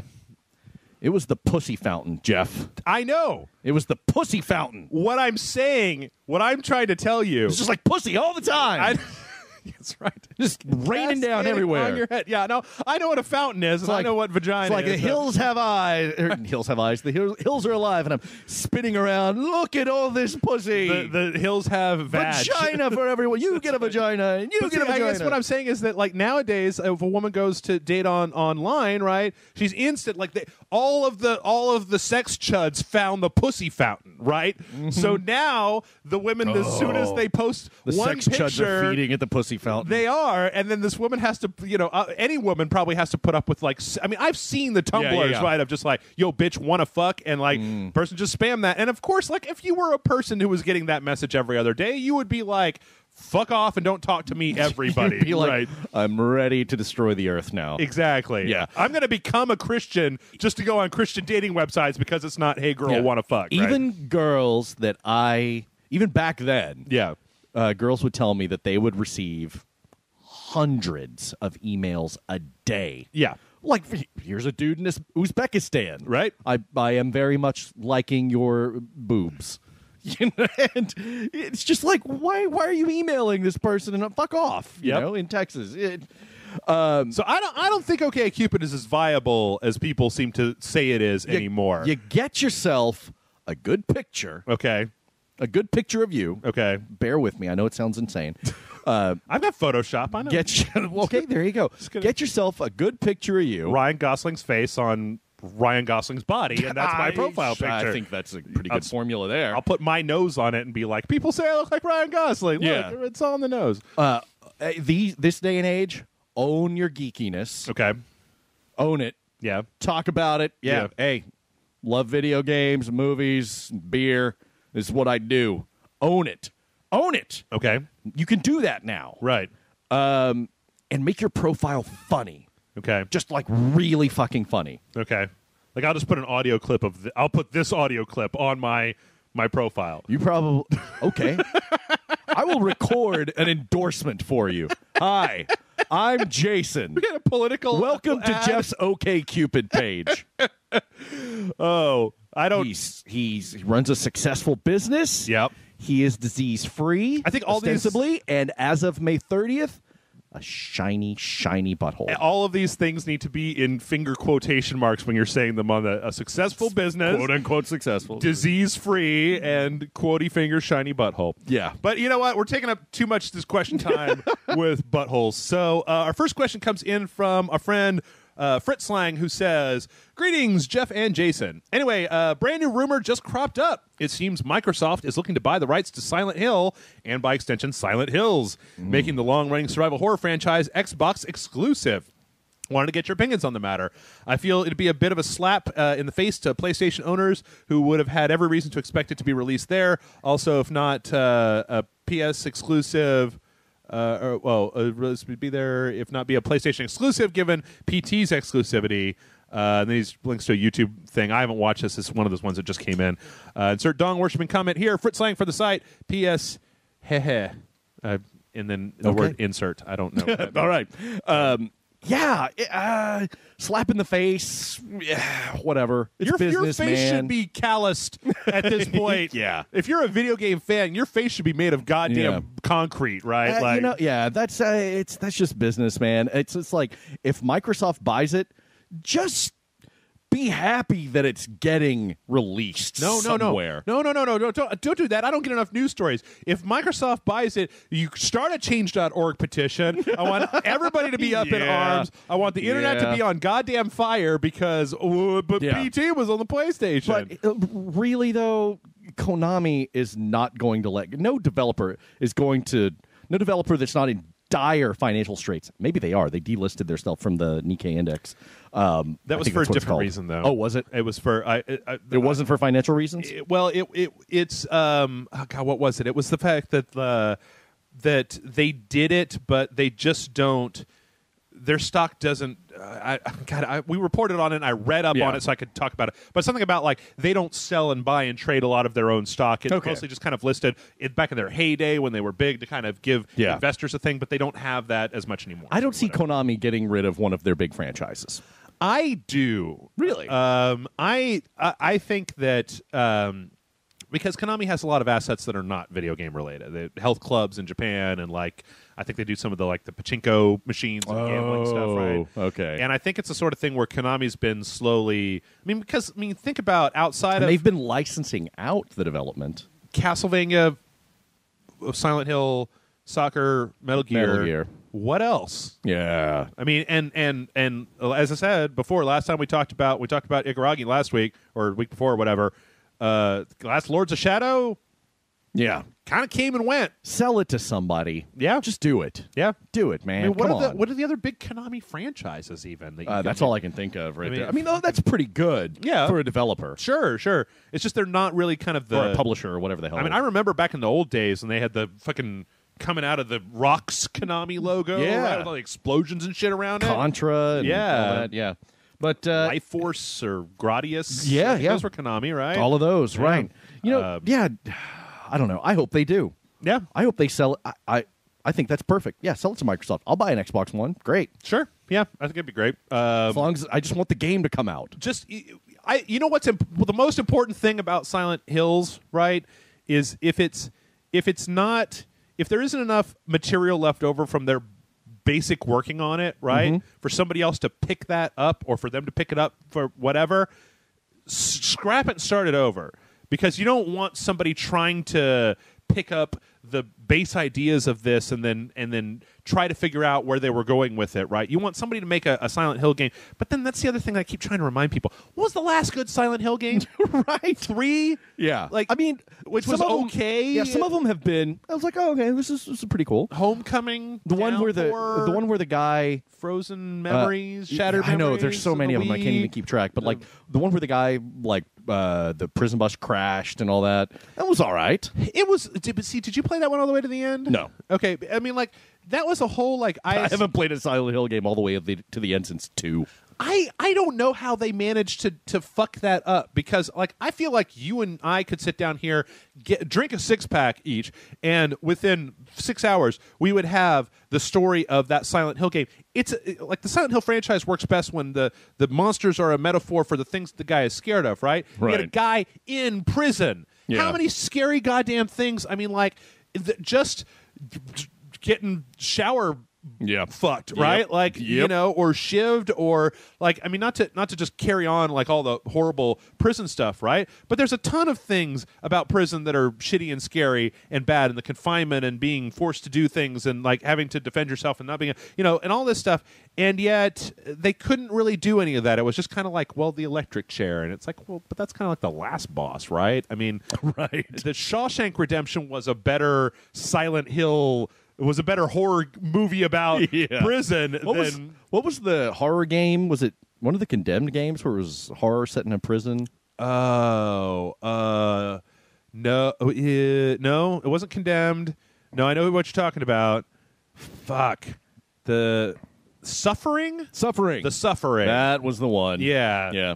I mean, I think at this point, fuck it, man. Just sell it. Give it to somebody who can run with it.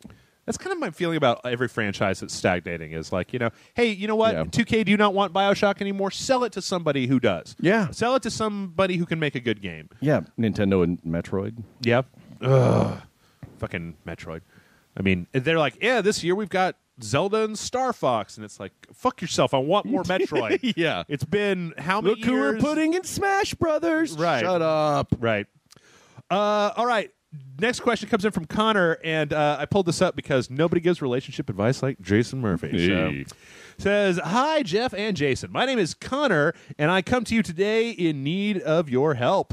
About 4 months ago, I started a relationship with my girlfriend, and she is everything I've ever wanted. Kind, caring, loving, extremely beautiful. She completely gets me on damn near every level. Yep. I can sit there with her and talk about my 2 main passions in life, which are games and music, specifically hip-hop, for hours on end without getting bored of her company. But as of recent, I've been fucking up, and I place most of the blame on myself. To be frank, I've been acting like a real bitch instead of manning up. We just had a real big fight tonight where she said she doesn't feel like she has a boyfriend anymore. That as much as she is in love with me, she feels I've been taking her for granted and that she feels unappreciated. But I'll be the first to admit that tonight, this fight where she said we were breaking up, I'm sorry, this is all written as one big paragraph. But I'll be the first to admit that tonight, this fight where she said that we were breaking up, but then decided to give me another chance, was the catalyst to my epiphany. In these past few weeks, I have taken her for granted and have gotten lazy and fat within our relationship. I know that I will do whatever it takes to prove to her how much I appreciate her and love her no matter the cost. But my question to you guys is, what are some ways I can do that besides the basics, along with that? Do you have any other advice on my problem? Love what you guys do. Been a fan since the spill days. May the Dong Lord come out of his mom's basement and stop playing The Witcher 3 in order to do his chores. Bless you, Connor. Is the Dong Lord playing Witcher 3? Am I the Dong Lord? Are you the Dong Lord? I don't think so. I don't think so. Are you Dong Lord incarnate? If I am, it's like one of those, like they erased my memory when I got sent down to Earth. Do I have to prostate myself at your feet? I don't think so. I Would wouldn't like that want play on words? Yes, that was pretty good. Connor, I'm going to say it kind of sounds like you've already got your shit figured out. Yeah. Like, I mean, what can you do? You could, like, be cool and, you go up. Here's what you do, buddy. Okay. Here's remember, what you do. Everything that Jason says, you do the opposite of. Here's what you do. You walk up to her. Uh-huh. You're naked. Okay. I don't know if you're naked. And you are obviously smeared in her favorite condiment. Let's say it's mayonnaise. Oh. You are smeared in mayonnaise.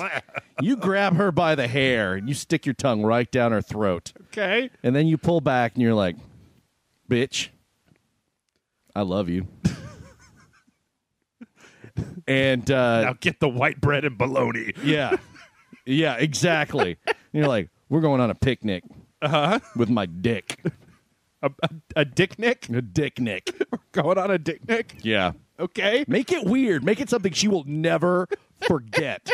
You know, everyone's like, diamonds make an evening that people will never forget. No, you walk up naked, slathered in mayonnaise, and you're going to take a bitch on a dick nick. Yep. Will not forget. She will not forget that. Or there's always the old standstill. And I know I've mentioned buttholes a lot this podcast. Yeah. The old standstill, the old standby. You walk up to her, you put your finger right in her butthole. Do not break eye contact. Right. You look her right in the eyes. It's the most important part of the whole process. You make her right in the eye, look her right in the eyes, right. and just stare for a second. Let her. It's like let her know. It's like breaking a horse. Hypnotize her. Yeah. And you look at her, and you're like, "So you in this? Because I'm in this." Oh, fish hook the butthole, Connor. You really know how to make a girl feel special, Jason. Yeah. I want to one of those. I want to do an entire show that is just the relationship questions, but I want to host it. I want to like MC this shit, right? But you're like the special guest. And I want your wife here too. I want you and Allison both here giving, because I think we did that on the We did that on the Ragecast, right? As once we were all nice and drunk, and you started giving people relationship advice. Yeah.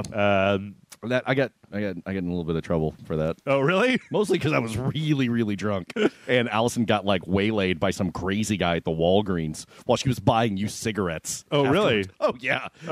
And so I got in trouble because I was so drunk I couldn't like beat this guy's ass. He didn't like physically assault her, but he was like following her around the Walgreens. This is after the last Ragecast. Okay. Following her around the Walgreens. And then, like, talking, rambling to her. He was clearly high as a fucking kite. Okay. And then he waited for her outside of the Walgreens. Meanwhile, her husband is fucking unconscious in the shotgun seat of the truck. Oh, good God, Jason. Yeah. Yeah.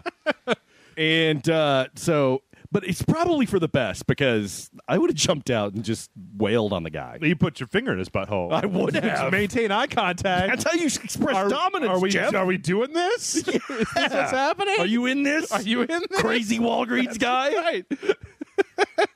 He's like, just fish hook your butthole, son. Oh, I'm sorry. I didn't know. I'll leave your wife alone. You didn't. That's how you let somebody know you mean business. He just whines and backs down. Mayonnaise is optional in that circumstance. Okay. Good. I'm glad that we've given this guy some really solid life advice. Let us know how it goes, Connor. Yeah. But, it's also all these relationship questions, a lot of it depends. It's like, okay, how old are you? Right. Exactly. You know? It's like, here's the standby. It's like you're 30, get your shit together. Treat the girl right if you love her so much. Right. You're 20, fuck her. Go find somebody else. Well, or, just realize that you're 20 and that your initial impulse is probably just kind of like brain damage. Yeah. You're going to change. Damage happening. She's going to change. Right. Etc. And maybe it'll be great, and then maybe it won't. And whatever.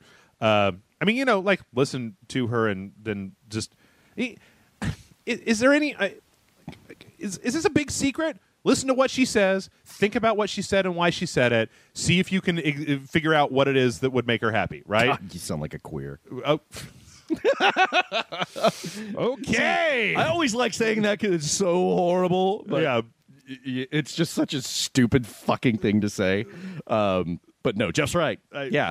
Listen to her. Spend time with her. You gotta maintain your garden, man. All I'm saying is that there's nothing in this world that I feel like is more special to other people than if you give them something that you figured out that they wanted. Like that's the like a finger in the butthole. Like a finger in the butthole. If they're always talking about their anus, I'm not telling you to put your finger in my butthole. All right, well, stay away. I will. It's not going to be me. It's going to be Grant. But anyway, I don't want anybody's finger in my butthole.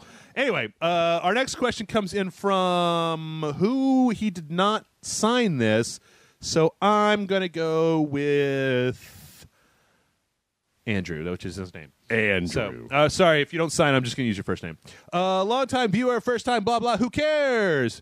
It seems like movies and video games are on a simultaneous feminism kick. some of it good, some of it bad. Do y'all think that one event set this off? It's been building for a while now, or that this is just the natural progression of social issues? Thanks for the answer. Praise the sun, Andrew. We've talked about this for a little while, so I figured, why not? I think it's a little bit of both. I mean, I think right now everyone is honestly a little overly sensitive about issues. Sure. But change does need to be effective. Or be affected. I think we do need some change. I think we do need, like, women are still paid 75 cents on the dollar, sure. And so forth. So, yes, I think across the board we need more feminism, more sensitivity to minorities, especially since it seems like for black people, Maniac Cop, the horror movie in the 80s, is now a fucking documentary. Sure. A prescient one telling them, hey, this is what your life's going to be like in 2015. So whenever you see a cop, you just run like hell. Mm-hmm. But yeah, I mean, I definitely think that our entertainment and everything really. I think we need more fairness across the board. I think we need to get to a Star Trek level of equilibrium. Where everyone, gets a fair shake, and skin color and gender doesn't matter, and everyone's treated as competent professionals, and unless they prove otherwise. Meritocracy, yeah. Right now, there is no fucking meritocracy. It doesn't exist. Yeah. It's ridiculous. This country, specifically this country, is so fucking broken, and a lot of other countries suffer from this as well. But, like, for instance, the new Cameron Crowe movie just came out. And this is race, but I think the problems with race are really mirrored in the problems with gender. I think there's a lot of the similarities there. Just to interject briefly, I mean, I don't feel like they're. I think a lot of times people kind of tend to lump it all together, and I don't think that they're one to one. Okay, sure, but there's definitely things that need to be worked on. With we were way shittier to black people than we were to women. Yes. That's it's that's reductionist. But so the new Cameron Crowe movie came out. It's called Aloha. It's got Bradley Cooper and Emma Stone in it. Emma Stone plays someone who is 1/4 Chinese, and 1/4 Hawaiian. Emma Stone does not look Chinese or Hawaiian. She's about as white as they get, right? She's pretty white. I mean, what the fuck are you doing? She's got a kind of a weird face. Yeah. But, nothing that says Hawaiian or Chinese. Like, people sit there and say, "Oh, you need more diversity in films. You need more movies for interesting female women, not just eye candy." Sure. You need, and now you have an ethnically diverse female character in a movie, and you cast some hot white chick. That it's fucked up, man. It's I think that the biggest. I mean, I've been fucking chewing on this shit for years, right? I mean, I'm always bouncing. I feel like every time I see Allison, I end up talking about this stuff. Here's the thing. People, dudes upset that Mad Max Fury Road is some kind of feminist propaganda flick. That's dumb, as far as I'm concerned. I haven't seen it. Yeah, I mean, if you've got a message in there, great. I'm sorry. Go ahead. But it's not even a message. You need to see it before we talk in more in depth about it. But like, dudes upset that Mad Max Fury Road is more a story about Imperator Furiosi than it is about Mad Max. I think that's kind of dumb because it was a good movie, right? Whatever. Feminists upset about some shit that was said by Joss Whedon and the Avengers to the point where we're going to spam his Twitter account until he leaves. I know he said that he didn't leave because of that, but he totally fucking left because of that. Whatever. Right. You do, Joss. I know you have to put out a statement saying no, I didn't. That was stupid, as far as I'm concerned. Like the thing that set people off in the Avengers about that, I felt was taken out of context, kind of inconsequential. The Mad Max people. So I guess what I come down to is the fact that there is no governing body to tell us like what is correct and what is not correct, right? It's a judgment call from people, and the worst thing that you can do is not listen to what other people are saying. Make your own decisions.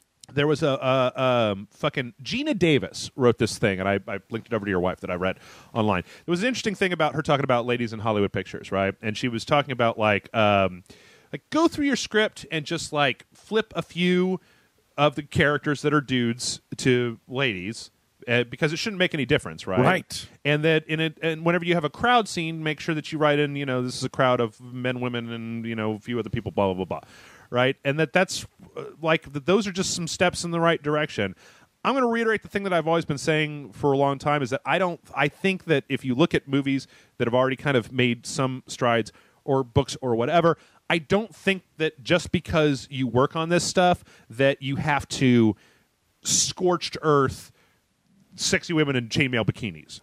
Because the simple fact of the matter is that there's literature and Harlequin romance and cheesy science fiction and smutty erotica that you can have all of these things happening at the same time. There's no reason that just because you want to make some games, you want to have more games that have a female protagonist, that you have to just erase everything that you disagree with. There's enough room for everyone. It is a goddamn additive media, and if we know anything, it's that, look, if you make games if you make a game and people buy it, great. If you just saturate with what you want, and that if people really want this stuff, they should totally buy it, and it'll be good to go. That's more my thing, though. But his thing is, do you think there's one event that set this off? No, I think it's just that. Yeah, it's a zeitgeist. Yeah, it's a thing that's important out there. I admit, man, it's hard for me because the thing is that, like, I'm 37 and I got my list of values set up. I think this is for a lot of people. I got my list of values set up early, and it's taken me like a year of thinking through this shit to kind of work through some knee-jerk like responses to some of this stuff of just wanting to kind of go, no, fuck off, right? Like, I don't want any of that. Because it's hard. It's hard to especially, I think, if you're a little bit older, to live in a time where you're seeing a lot of the things that you've taken for granted that seem like the right thing that are suddenly the wrong attitude to have, right? Things that were always offensive, right? Kind of like you see the racial stereotypes in like old cartoons and stuff like that, where it's like, this stuff when I was a kid was considered just fine, and you weren't a fucking asshole if you espouse these jokes or believed this stuff, right? And now you are totally an asshole. And there's definitely a part of me that I have to keep in check that rankles against that. Like, well, what the fuck? What do you're moving the bar all the time, and I don't know what's appropriate and what's not. Well, you got to evolve. You do, and I think it used to be fine to use the N-word, you know? It used to. Well, hell, you go back to the 1980s, and you dress a man up like a woman, and that's a joke. That's just a joke, or it's weird and fucked up, and it was played as a gross, weird, or as a laugh type of thing, right?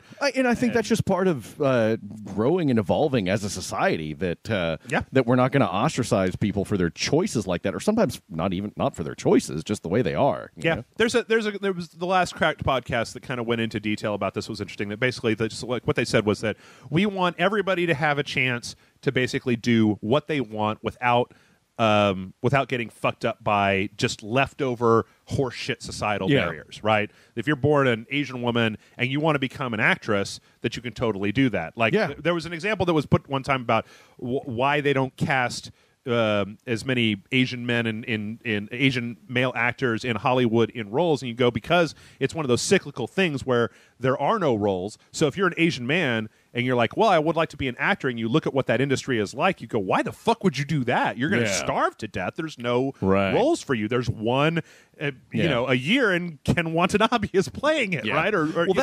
That's what I've started doing with my writing, in that like novels, screenplays, or whatever. Is I just don't really talk about what color they are. You know, I mean, just.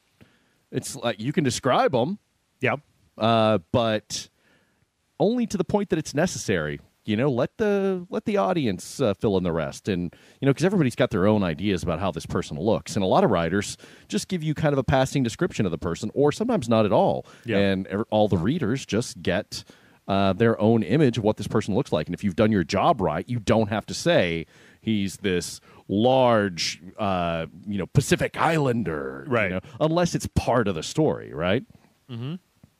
Yeah, I don't know. At this point, I just kind of roll with it and make a decision on a case by case basis, because it's also worth pointing out that the internet outrage machine is always in overdrive. Well, it's a million factions, and like I talk to my sister a lot about the whole feminism thing, and she's like, you have to know that not counting each individual person, there is no like, queen of the feminist who passes down the official things that we're upset about, right? That some feminists are more interested. You've got sex positive feminists, you've got sex negative feminists, you got, some feminists are more interested in these issues, some are more interested in these issues, some are more interested in cultural issues, some are more interested in political issues, stuff like that. So I try to just keep an open mind, but like when that Joss Whedon stuff was happening, I was just like, I honestly don't think that this is something to be this upset about. Yeah. And I'm not trying to I'm not trying to tell you to calm down. What I'm saying is that I've looked at it and I'm not upset by it, and I just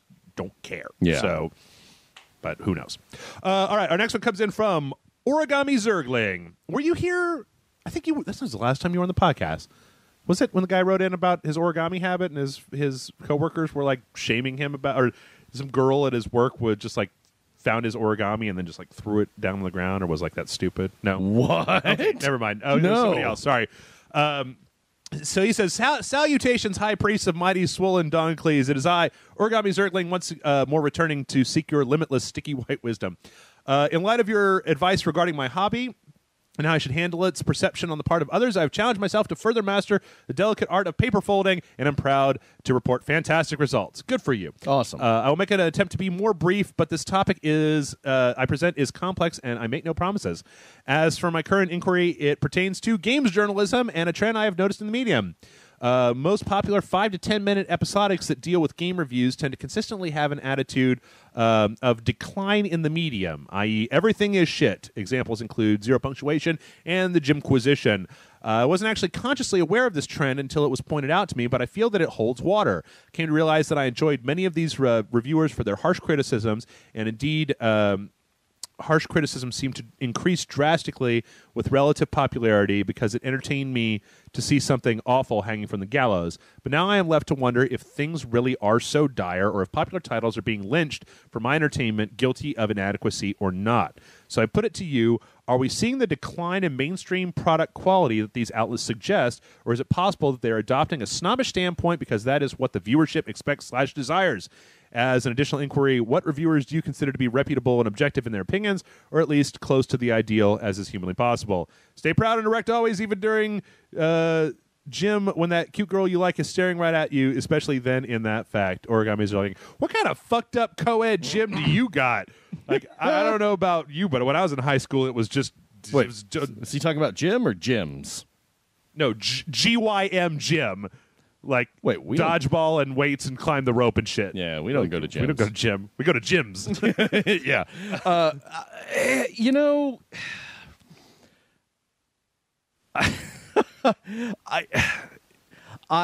Yes, it is amazing. Bad reviews are way more fun than good reviews. Absolutely. Right. And they're more fun to write. They're more fun to do.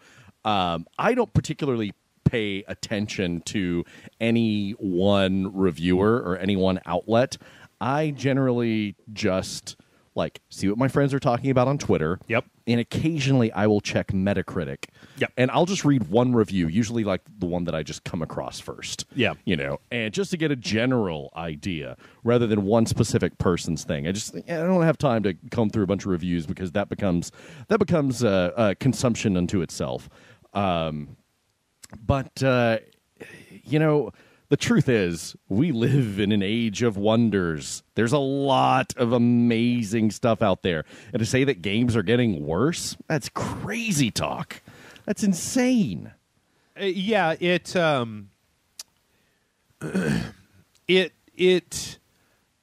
okay, here's my personal belief on this. It comes up from time to time. People, the past has... You can look back in gaming history and pick out 100 of the best games of all time, right? The stuff that came out before today, right? Mm-hmm. But those 100 games are being culled from a list of thousands, and not even probably tens, maybe even hundreds of thousands of games. Because for every good game that you can list from the PlayStation 2 era, there were 35 shit-ass games. Yes. Shit-ass games. I mean, games from reputable publishers. Oh, yeah. And that still happens. Not even shit-ass games. They're just mediocre games. Yep. I mean, Rockstar's table tennis. Okay, maybe it's a good table tennis game. Did I ever play it? Fuck no. Why would I play Rockstar table tennis? But no, back in the NES days, I mean, what some of the, like Acclaim just shitting out. Oh yeah, terrible LJN. like you go to the Super Nintendo days, garbage. There was garbage left, right, and center. Not every game that comes out is a classic, and I feel that that the internet has just increased this hyperbole to a catastrophic level. It's just like okay. I was reading Magicka 2 reviews on Steam, and oh my god, they changed Magicka from the first one and kind of dumbed it down a little bit. Thumbs down, worst game I've ever played, shittiest, my life is ruined, I have cancer now. And it's like, what are you fucking talking about? It's a fully functional video game. It costs $15. It's about 8 hours long, and it's fun. It's not the first game, but what the fuck are you talking about? Like, that's where I want to have my rage-filled internet video moment is, are you guys fucking out of your mind? Have you seen what the PlayStation 4 can deliver in graphics and sound and storytelling? You're just like, yep, video games are just shitty now. Right. Compared to what? Yeah. Contra? You sound like an old man. What are you talking about? Like, what was so good about the PlayStation 2 era? Like, what? Have you played original Resident Evil recently? Like, yeah, you remember it fondly, but have you played it recently? Like, if it came out today... If it came out, yeah, exactly. You'd be like, this is garbage. Fuck this game. Everything has to be taken into its historical context. Absolutely. Resident Evil 4 would be considered garbage today because you can't move and shoot at the same time. Yep. And then Resident Evil 5, or what was it, 5 or 6 or whatever, and you could move it. Well, you can move and shoot now. The series is dead. It's all fucking blah, blah, blah, blah, blah, blah. Yeah. Like, there's... If you want to pick out 10 good games a year, you can totally do that. Look at the top 10 games we played last year, and they were all fantastic. John Rubio got a PlayStation 4, and so I started sending some of my games back with Kayla. And, he just got a PlayStation 4, and I sent him Shadows of Mordor, Wolfenstein, the New Order, Grand Theft Auto 5, HD, Dark Souls 2, just a bunch of stuff, right? I mean, Diablo 3, the full edition, right? Yeah. These are fantastic games. If you want to sit there and compare every single goddamn thing that comes out to if you want to compare everything that comes out to your idea of what a great game was in the past, then yes, nothing will ever scratch that. I'm out on a tangent here, man. You can hate anything, okay? If you've got two brain cells to rub together and you're smart, you can hate anything. You can sit there and hate everything. Yeah. Mad Max didn't have enough Mad Max in it. Avengers was a mess. Fucking Destiny's repetitive. Diablo 3 was made for consoles. The Witcher's too long. Magicka got changed. Anything. Grand Theft Auto 5 it's bad representations of women, and I don't like it, right? John doesn't like it. John doesn't like the brutality of Trevor. Just doesn't find him interesting. He's like too brutal of a character. There were plenty of people I knew who got turned off when they got the torture scene in Grand Theft Auto 5. Absolutely. Stop playing the game, done, good to go. Grand Theft Auto Online, kind of broken. We've had things like that. There's nothing in this world that you can't complain about if you try hard enough. Yeah. But to say that everything is shit? No. Man, I feel sorry for you. So do I. I feel really bad because it means that you can't appreciate a middle-tier, mediocre, middle-of-the-road thing. Maybe it's time to step away from video games for a while. Maybe so. Yeah. So that is it. All right. Next we got Vova, who says, "Hey, Jeff and Jason. Thank you for all the raging and selecting and everything. Question. What was the game that hit you the hardest emotionally? Not necessarily crying, but it had all the feels." You're a loyal fan of Vova. Oh, man. I know there's one that's the obvious answer. Uh-huh. And you can't think of what it is? I can't think of it. Oh, I know what it is. Yep. Ico. Which one? Ico? Yeah. I never finished Ico. Yeah. I never just kind of came to that party late. And Ico hit me like a hammer. Yeah? Yeah, the ending was so deftly executed. I'll chip in. I'll chip the other side to Shadow of the Colossus. Not necessarily the ending of the game, but sure. Your horse, the horse thing. Yep. Reloaded the game 3 times, trying to figure out how to get around that. Yeah. I'll say that How did you feel about the Walking Dead season 1, kind of the ending? Did you ever play? You played all the way through that, right? I did. I played all the way through season 1. It was pretty emotional. I don't know if it exactly got me in all the feel. It's kind of telegraphed a little bit. It was, yes. That was my only problem with it. I thought it was emotional, but it was also very orchestrated, and you could completely tell what was coming. Yeah, I thought it was kind of predictable. Last of Us. Oh damn! Yeah, Last of Us was pretty good. I mean, I've always maintained Metal Gear Solid 4. There was that was like I talked about before. It was the end of a 20-year story for the Metal Gear franchise. So when they came to their big conclusion, it was, for me at least, fairly emotional. Trying to think of other stuff in the last few years. Skyrim, some on my list, wasn't really emotional. Dark Souls has had some feels in it, but it's kind of in retrospect almost rather than right away. But really? You have to get real deep into the storyline. You have to work at it, and then because every NPC character in Dark Souls 1 has a tragic end. Oh, okay. They all have these stories that end very badly. They don't ever end very well. I'm trying to think of other games that really got to me. Yeah, I think emotionally. Last of Us and Ico are still my biggest ones. I think I'm trying to think of something else, but PlayStation 1 era. Think through some of the. You know what? This is one I only remember it because we played it as a sequential. But when I was a kid and all the way up to now, the end of The Legend of Zelda: A Link to the Past, where they fly around the world and show all the different characters in the world and the way that their lives have been affected by you, always kind of gets me right in the guts. I like when the baby Metroid rescues Samus. Okay. Oh yeah, that was also a good one. That was a good Super Nintendo one. And what was the other one? Mass Effect. With Garrus and Shepard. Oh yeah. They mention that all the goddamn time. I know. It's one of my favorite scenes from any video game. And when Morden Solis dies. Oh yeah, I guess I was going to say spoiler, but it's a 3-year-old game, whatever. Yeah. That was the emotional highlight for me for the Mass Effect series because I'm all like Morden Solis #1, all others #2 or lower. I'm trying to think of any of the rest of them, but I don't know. It's in there from time to time. You got to kind of work at it though. These days, you can't just kind of throw it at the wall and expect it to stick. Yeah, but I mean sometimes it can be manipulative, but it's that takes its own artifice as well. Yeah, I got some feels out of. I'm just trying to think back through stuff that we've played. I got some feels out of Bulletstorm towards the end, which was weird because it didn't start out that way, right? And then Rick Remender is a fucking pro. He writes a bunch of Marvel comics. He wrote Bulletstorm. Oh, okay. Yeah. Okay. He wrote the best X-Force arc ever. Really? Yeah, absolutely. Yeah. Yep, I'm going to go with that's it. I could probably try to think. I don't know why I don't think more about these questions before I ask them. Our next one comes in from Andre, who says, hello to all the followers of the Mighty D. This is Andre from Ecuador. I have a simple question. If/when Rage Select survives the apocalypse, what vehicle would you use to roam around the wasteland? What modification would you add to it? And more importantly, what would be your new name? Mad Jeff, Lord Aaron, Mononculus, Grant Furiosa.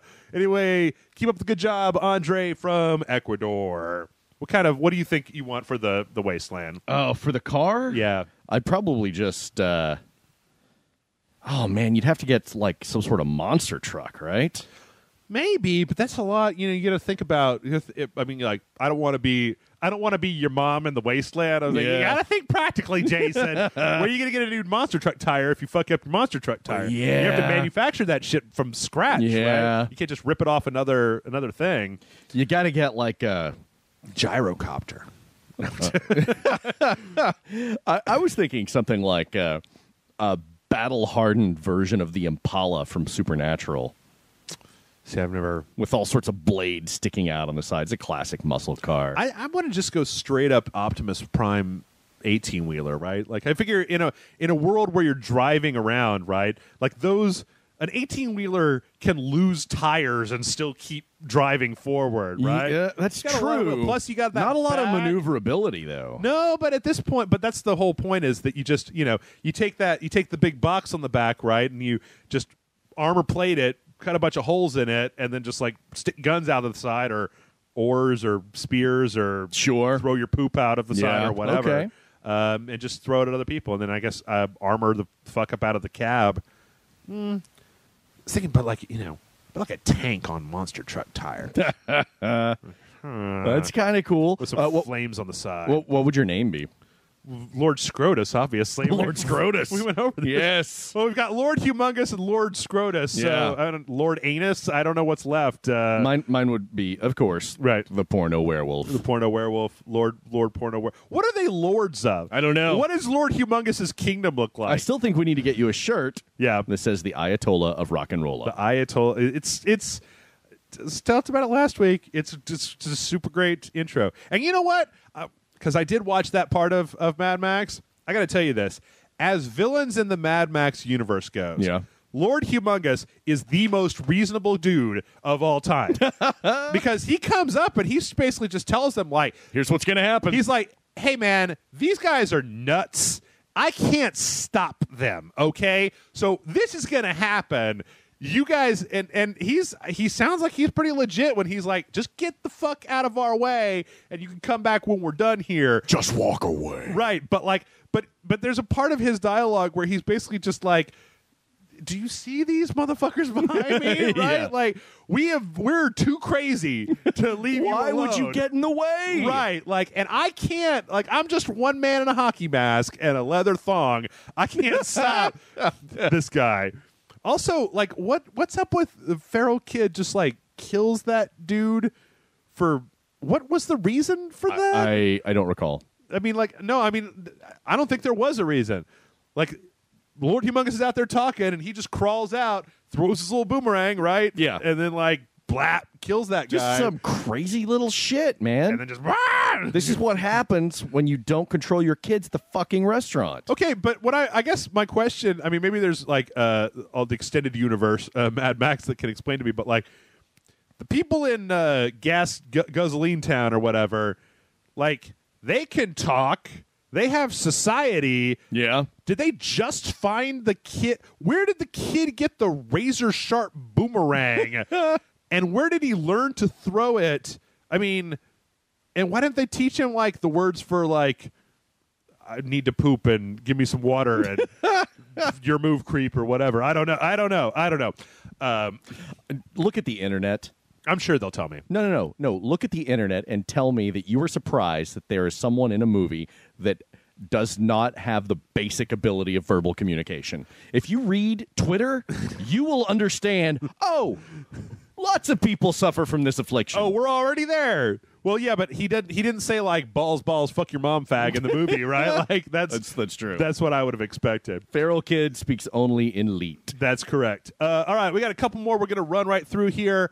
This is more of an admin thing than anything else. It says, Dear Jeff and Jason, hello, Patreon subscriber here. I've been a fan of yours since the shenanigans of the loading bar. Thank you for all the classy entertainment laughs. I'm loving how well Aaron and Grant have developed chemistry with yourself. Keep up the great work. Seems all their studies on the Dong Lord are paying off. To my question, will you be going to E3 this year? What with your talk on goal setting on last week's podcast, I remember how a year ago you wanted to be able to go, but were unable to do it and really bummed you out. Now you able to go, and it seems as you have the hits needed but won't. What gives? Need money, and can I give you money, and or even have Grant release that long-awaited debut album on the Dawn Lord? Make it so, Mr. Warf. But he spells W-A-R-F, Warf. Mr. Warf from Star Trek. Anyway, take care and keep all the fantastic work you do, Tom. And he says, I love your singing, Grant. It never fails to fill me and my girlfriend with joy. I brought this one up. This is a Jeff question. Yeah. I am not going to E3. Yeah. I've got to pass. I I want to go. I don't think I'm going to go this year. I just think at this point that our resources are probably better spent, like paying the wonderful, beautiful people that you've listed in this email for their time and service to the website, than ferrying my ass out to California to look at games that are probably going to be out by the end of the year. And I was asked this on one of the Let's Plays that we did before. I don't even know that E3 is necessary anymore. No. Like, it's like when there wasn't a platform, when there wasn't a video streaming on demand platform that was available 24 hours a day, that is easy to connect to as having a cell phone that we all have. Yep. Every one of your cell phones. I mean, did you see that shit about that? What, like the ACLU has a button that you can start streaming, like you're filming a cop. Yeah, it's you're amazing. Streaming it. Like, okay, why? Yeah. Well, you don't even need this anymore. Yeah, you know, right? Like, everything that back, and this was in 2013 when we went. Most of the stuff that we saw, was online. Almost, I can think of just a couple of things that wasn't covered enough online. Well, here's what I'm going to say: it's a good time, but it's also the other thing is that I'd be going by myself, right? And that is, I mean, you and I went at the same time, and you can even say that on the days. Because I would probably try to schedule nothing but like booth tours and appointments, right? Not wait in line, right? Yeah. But even on the days when you're doing that, it's fucking exhausting. It is. Too. There are benefits. I mean, putting your hands on a game, Sure. Yeah. it's going to give you more information than just watching a video for a game, right? Like, and I would love nothing more than to put my hands on No Man's Sky or especially the VR stuff, which no video is going to tell you about it, like Morpheus and HTC Vive if they have a thing, and the fact that the PC is having a conference, there's a bunch of new stuff. It's just at this point, I just don't think that the resources that we would expend doing that are going to be worth the benefits. Because last year I sat here with the stream on, right? And I just chatted with people like all day when E3 was going on. I could just put on all the conferences that I could put on, all the GameStop, Giant Bomb, Twitch channels, right? And then we would just sit there and chat about what was going on. And it was fun, you know, just sit here 3 or 4 days and watch all the conferences, watch all the preview footage and stuff, and it was fine. So I just don't know that without the ability to kind of quotey fingers do it right, that it would be a different thing if it was like you and me and Brian Brushwood with a nice camera going to E3, setting up a bunch of developer interviews and stuff like that. Right. Me going by myself, having to just basically run between appointments and then at the end of the day sit down, record a podcast, and then pass out. I don't really know if that's worth the amount of money that we would have to spend to do it. Yeah. So that's pretty much what it is. All right, 2 more and then we're out. This comes in from B Hammer. B Hammer says, I'll pick this one just for you, Jason. Hello, followers of the Almighty Doncleys. So for the past couple days, I have been on YouTube watching scary, true quotey finger stories. You know, the kind of stories about homeless people sleeping under young girls' beds, serial killers, serial rapists, unexplained occurrences, near-death stories, full-on death stories. I don't know why I watch them, since they make me a little depressed and paranoid. And for me, living on a farm with a lot of trees around my house for someone to hide behind and a few rundown buildings that look straight out of a slasher movie, paranoia grows even bigger. But what are a few sleepless nights if I'm entertained, right? Right? Sigh. Anyway, my question, what is the most horrifying thing that has ever happened to you or someone you know and you are willing to tell about it? And he has another one talking about a lot of superhero movies. When are we going to see the superhero movie genre fail? Keep up the awesome work, ladies and gentlemen of Rage Select. Keep your dicks hard and always be thinking of the almighty dong. Be Hammer 100. We're going to see the superhero movie fail real soon because it's just the law of numbers. Okay. I don't know what it's going to be, but I don't know if the genre as a whole is going to fail, but we're going to start seeing some bad movies because as we get more and more of them, it's just bound to happen, right? It's already happened. Man of Steel? I didn't think Man of Steel was that bad. I liked it. I thought the general consensus, though, online was that it was... Yeah, that's true. I mean, I don't hear people talking about Thor, the Dark World, like they did about Guardians of the Galaxy. Right. And we've got Fantastic Four coming up, so we'll see. Yeah. Most terrifying thing that's ever happened to me? I can't really think of anything. I'm trying to... I was hoping you had something. No, man. I mean, and I don't watch the YouTube videos, but I read those Reddit threads all the time. It's like, no, seriously, this really happened to me, and this is really freaky. Right. I read those all the time. They're all fake, right? I know. They are all. That's Dear what kills Penthouse, me. I never thought it would happen to me, right? That's what kills me, is that all of them, it's like I'll be reading it and, oh, really? Oh, really? Oh, my. And then I turned on the radio, and a mental patient had escaped from the local hospital. Yeah, and be on the lookout. It's like, and then a werewolf came out of the closet. It's like, oh, fuck you. You ruined it. Yeah, I can't really think of anything, like, seriously spooky or terrifying or whatever that's ever happened to me. My brain fucks with me way more than anything else. Like, after playing Bloodborne, I was walking my dog. I walked my dog through a dark park in the middle of the night every single day. And I got to the place in Bloodborne with all the spiders. And they're giant, and they're not like big Skyrim cartoon spiders. Yeah. They look like enlarged versions of the spindly bullshit spiders. Yep. And I was like, there's one on my head. There's one on my head. Anytime, a wisp of something. And, I mean, I don't know. Like, there's adrenaline stuff, like getting into, like a few times I've been in car fender benders, right? Sure. That'll get your blood pumping. Yeah. I mean, I've told the story before about going hiking with my dad when I was a teenager, and I put my foot on this log, and the whole log came out from under me, and he grabbed my hand. Oh, like, right. Hanging off the side of this thing like fucking Indiana Jones. That was pretty scary. But I'm trying to think, nothing bump in the night scary is. Yeah, I can't really think of anything like that. No, not the. No. I'm trying to think of the last horror movie that freaked me out, and it's not. I know. What it is that every so often I'll be trying to go to bed, and my brain will just be like, hey, guess what? I thought up a whole bunch of really horrible shit. Want to see it? And I'm like, no, brain. I'm trying to go to sleep. It's like, no, brain. Here it is. Boom. Here it is. Boom. Here it is. I'm like, guess what? The upload failed. Guess what? The video's corrupted. Oh, no. We're talking like Cronenberg body horror. Oh, Jesus. But only the kind of stuff that your brain could think up. They would never put this shit on screen because it's too fucked up to I sit there and think imagine. about that, and then I turn on the lamp, and I'm like, I got to write this down. That was good. Yeah. I don't know that anything like that has ever happened to me. I watched the movie Alien for the first time in an abandoned cabin in the woods with a wasp nest inside of the cabin by myself in the middle of the night when I was like 10. That was pretty terrifying. Oh, God. Yeah. Just the wasp nest alone. Yeah. But now, I don't know. Now I don't care about wasps. They don't bother me. I hate them. They don't ever sting me. And then I found out that, like, apparently mosquitoes, if you can be immune to mosquitoes. I am definitely not. That it's an allergic reaction. And some people just don't have a reaction to it. And I have to be one of those people because be sitting out on a deck somewhere and everybody's slapping themselves. And like, I'm getting eaten alive out here. And I'm just like, I've never felt it. I well up with giant knots. I've never felt it. Yeah. Sorry. I'm sorry.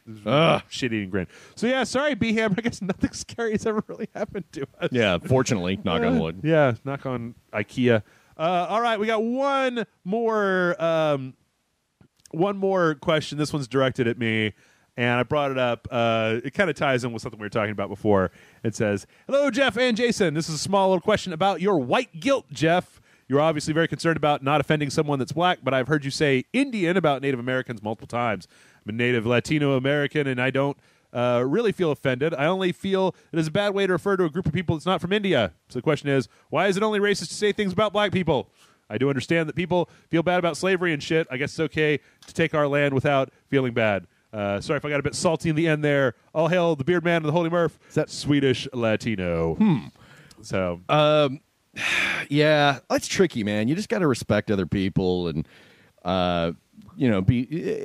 be cool to them. But the whole Native American / Indian thing is really tricky because Allison grew up near, or she didn't grow up. She lived near like some Zuni and Pueblo reservations several years ago, and many of them referred to themselves as Indians. Sure, so it's, I don't know. It's just one of the use your best judgment, and don't be a dick about it. Really, the Swedish Latino. I'm sorry if you're offended. Basically, what it is that once you hit my particular age, it's what I was trying to say before. When I was a kid, they called them Indians. It wasn't offensive. Right. It wasn't a thing. And so what happens is that when you're a kid and you learn that what is that? That's an Indian. And that's what they say. And everything is called Indian, right? And then later on in life you learn, okay, well, that's an offensive and derogatory term. But the fact is that when you see that, it's like you have to put a new firewall on top of that word so that when you see it, your brain thinks Indian, but then you have to go, wait, that's not right. I mean, like when we were doing a Indie Friday, I learned like Eskimo is a derogatory term. And I'm like, no shit. Yeah, because it's Inuit. it has some connotations of of grouping people together, and it's apparently like way more offensive in like Canada and I think like Greenland or something like that. I was reading up on it because I was like, bullshit. I went online. It's like, nope, certain parts of the world. But see, that's the thing is that like in America, like I'm telling you that you've never heard about that before. I didn't know. Yeah. Right. And, you know, it's like when we were playing some Tekken game years ago, and I said tranny. Oh, yeah. And everyone was like, you can't say that. That's terrible. Street Fighter Cross Tekken. And that was kind of in the very beginning of that, right? Yeah. It was like, I'm sorry, I didn't know. I honestly didn't know. Yeah. And in a lot of cases, it's like you just have to keep updating that shit. And again, it's real hard when, like, for something like that, or like Eskimo, right? Where you've been spending your entire life saying that word, and somebody's like, dude, that is really offensive. And you're like, really? Because I'm 30 and 30 plus, and I'm now just hearing this. And I know that Indian Native American thing is definitely a thing. It's just not something that's been all up in my face. Yeah. Now that you've said this, I probably feel guilty about it. And on the other hand, go back and I was dating this girl who had lived for some time in Germany, and her family were all like first-generation Americans from Germany. Right. And she lived in Germany for a while, and her sister, when we were all over there in Germany on a vacation, her sister kept referring to black people as African Americans. Yeah. And she was over in Germany. Yeah. And finally, one of the German family members said, you really need to stop calling them African Americans because they've never been to America and you sound really stupid right now. So just be careful with your labels. That I mean, it's one of those things where, in all honesty, I don't want to offend anybody, but as I said before, a lot of this shit is a moving target, and you can sometimes forget if you're old like me and you've been programmed with certain types of things where you just have to keep trying to drill the new shit into your brain. Yeah. So you say, like, do you say black? Do you say African American? Do you say Native American? Do you say you want to specify like by tribe? Do you say Inuit? Do you say Eskimo? You know, you just got to use your best judgment and then just go, hey man, I'm sorry, like I didn't mean to offend. So, right. Hey man, I'm sorry, I didn't mean to offend Swedish Latino. Keep in mind that honky will always be okay. Oh sure. Well, that's the one thing left, right? Is that you can always at least disparage your own race, right? So Loco Steve said so. All right, well, that is it. And, we're done for today. Mail@rageselect.com is the email address. Send us in your questions. If you sent in a question this week and it didn't get answered, feel free to send it in again. I generally just tend to go by the date that we recorded this podcast and look after that. Now, assuming that this isn't our last transmission from Beyond... Well, if this is... right. If we are all dead and this is the last thing that you say from beyond the grave, what's the last thing that you want people to know before your memory floats into the ether forever, Jason? That's a tough one. What is the last thing? I don't know. Ding dong. Inspiring.